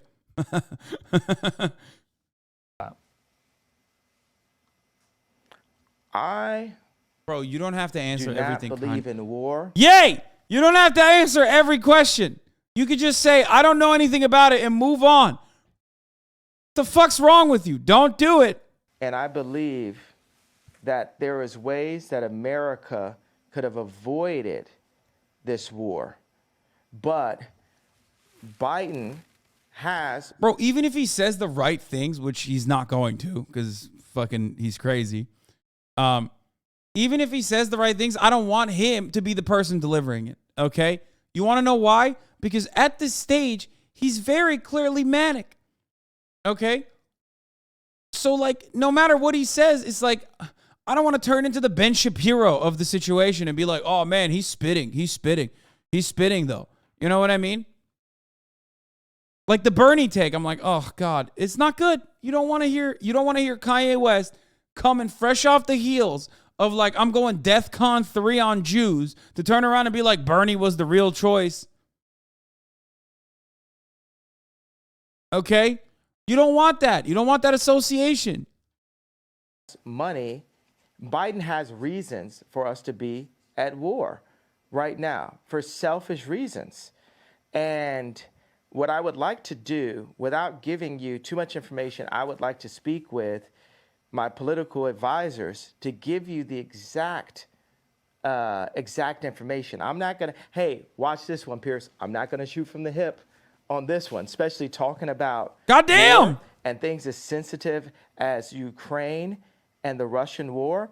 No, we already got that the RETARD comment earlier that maybe we could work on that I feel like is going to be massively offensive, and I really do. Now that one, I do apologize to people that I offended earlier in the interview on that comment. Maybe we could look at scrubbing that if we deem. Well, actually, if we'd like to. I would say this: yeah. It's an uncensored interview. You said something which you've now wished you hadn't said, and you've apologized. I actually think that says a lot about you. Right? That shows you've got that ability to be self-aware, to understand when you cross a line. I think someone like you, with all your energy and creativity and your passion, you're going to say stuff. The way that you talk constantly and in such an extraordinary manner, you're going to trip up. You're going to say things the wrong way. I don't think there's anything wrong in when you do that, doing what you just did and saying, look, I'm sorry, I crossed the line, I apologize. It's actually quite empowering. You know what I think? You know what I think I'll go ahead and do? I feel that I've given the platform, and I think by holding the idea of an apology hostage is not godlike. Correct. I feel like we have to free, and I think that's the point that you've been making. And because we sat down and had this conversation, I will say I'm sorry for the people that I hurt with. I feel like I've lost my mind because like I've been listening to this for an hour and 30 minutes and I don't think they actually came to a consensus on a singular thing. So I don't know how the fuck Kanye West is like leaving this conversation being like, well, this was rather productive. And so is Piers. Am I crazy? Listen, there's 33,000 of you in the chat. Please. Am I losing it or are they just fucking weird? Because where did they even have like any consensus whatsoever? The DEF CON, the confusion that I call. I feel like I cause hurt and confusion. And I'm sorry for the families of the people that had nothing to do with the trauma that I had been through. And that I use my platform where you say hurt people. And I was hurt. I was frustrated. I was frustrated that Gap hadn't opened stores. I was frustrated that I spent time with a gentleman who I love him, his wife, his kids, David Simon, and to open stores. And then he called Bob Martin at Gap and said, I'm not going to open the stores. And I've just been frustrated. I just want to open my Whittle stores. And I want to say that it's wrong to hold an apology hostage. And I got to let go of that and free myself of the trauma and say, look, I'm just going to give it all up to God right now and say to those families that I hurt, I really want to give you guys a big hug. And I want to, I say, I'm sorry for hurting you with my comments. And I want to word it in not in like a political way, but in a presidential way, which means what I knew a president to be when I was growing up, in a sincere way. You know how people give those kind of, I want to give an apology, and you're like, but did you? You know what I'm saying? Yeah. Like, no, it has to be, I want to go to every person's grandmother and grandfather and every person's son and daughter, aunt and uncle, and give them a hug and say, you know what? I've been hurt.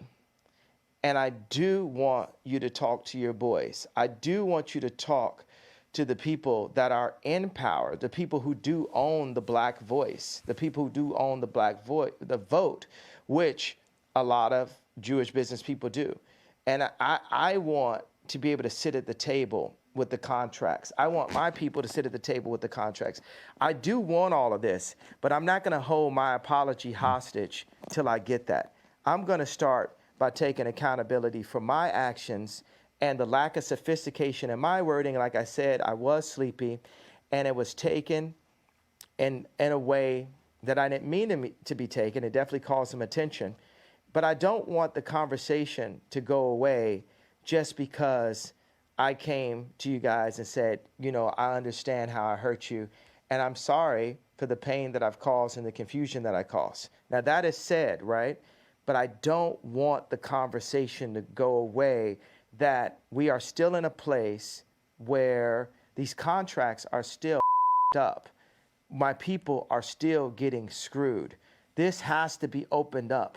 And I'm not asking for a promise, but it would be a beautiful world as I release the pain that I've caused and the pain that I have in me, that grudge that I was holding, that you guys, some of you guys, 1, 2 of you guys step up and say, let's look at these contracts. Let's make it not be a known fact that the music industry is treacherous. Let's make because some of my kids do music. Bro, Candace Owens is broken, this man.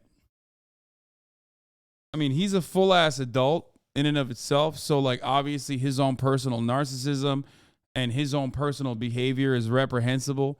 Everything he's done is fucking awful. But like the last remaining tie, like someone just led him down this path where he was just like, who's responsible for all of this that I've seen? Oh, must be Jews. Like, fucking insane. It's insane. Right-wing propaganda is so fucking insidious, dude. You know, I don't want them to step into a treacherous place. I want it to be better for them than it was for me. So I want us to sit down and come together. At this point, it's over, though. Like, the damage is done. I don't think he's capable of like, even going back on his words and truly, like, trying to repair the harm he's caused. You know what I mean?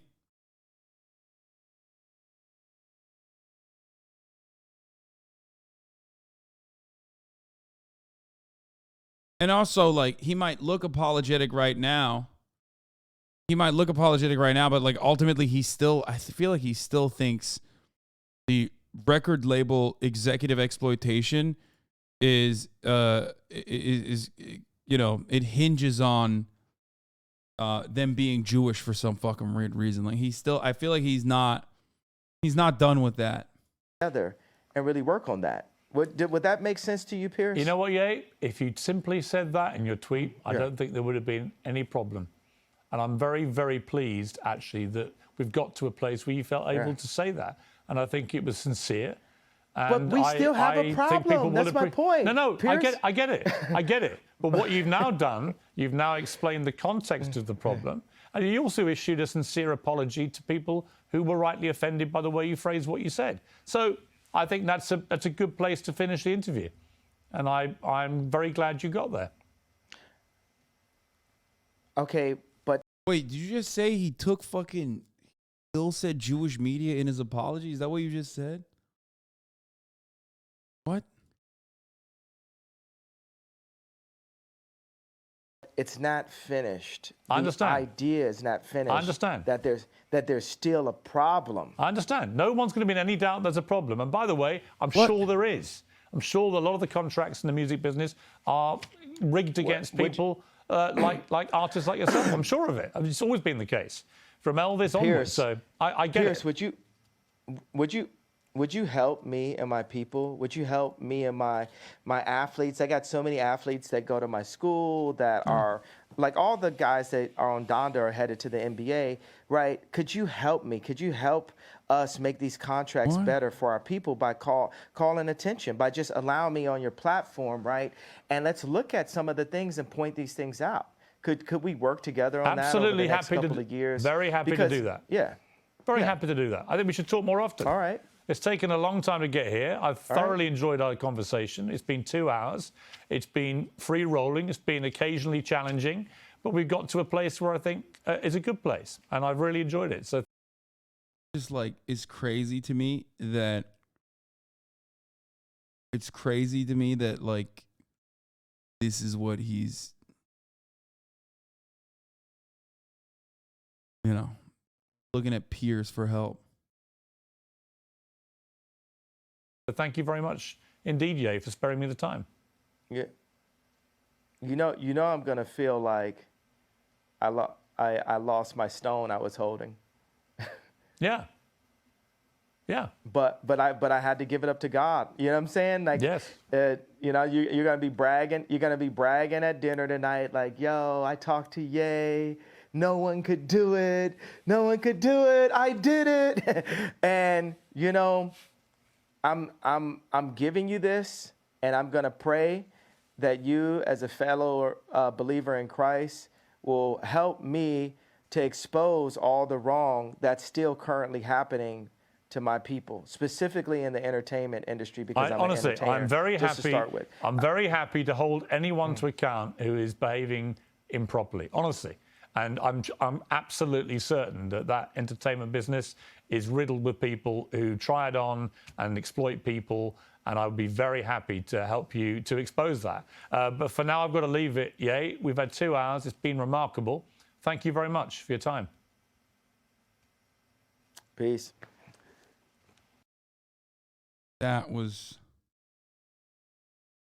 insane. Invite Ye to talk. Man, have you not watched like an hour and 30 minutes of this hour and 40 minutes process? The fuck do you mean invite Ye to talk? He very clearly does not want any kind of pushback. He does not respond. Like I would love to. I don't give a shit. I would love to, but if you think that would be a productive conversation, you're out of your mind. Like if you think that conversation would happen, you're out of your mind.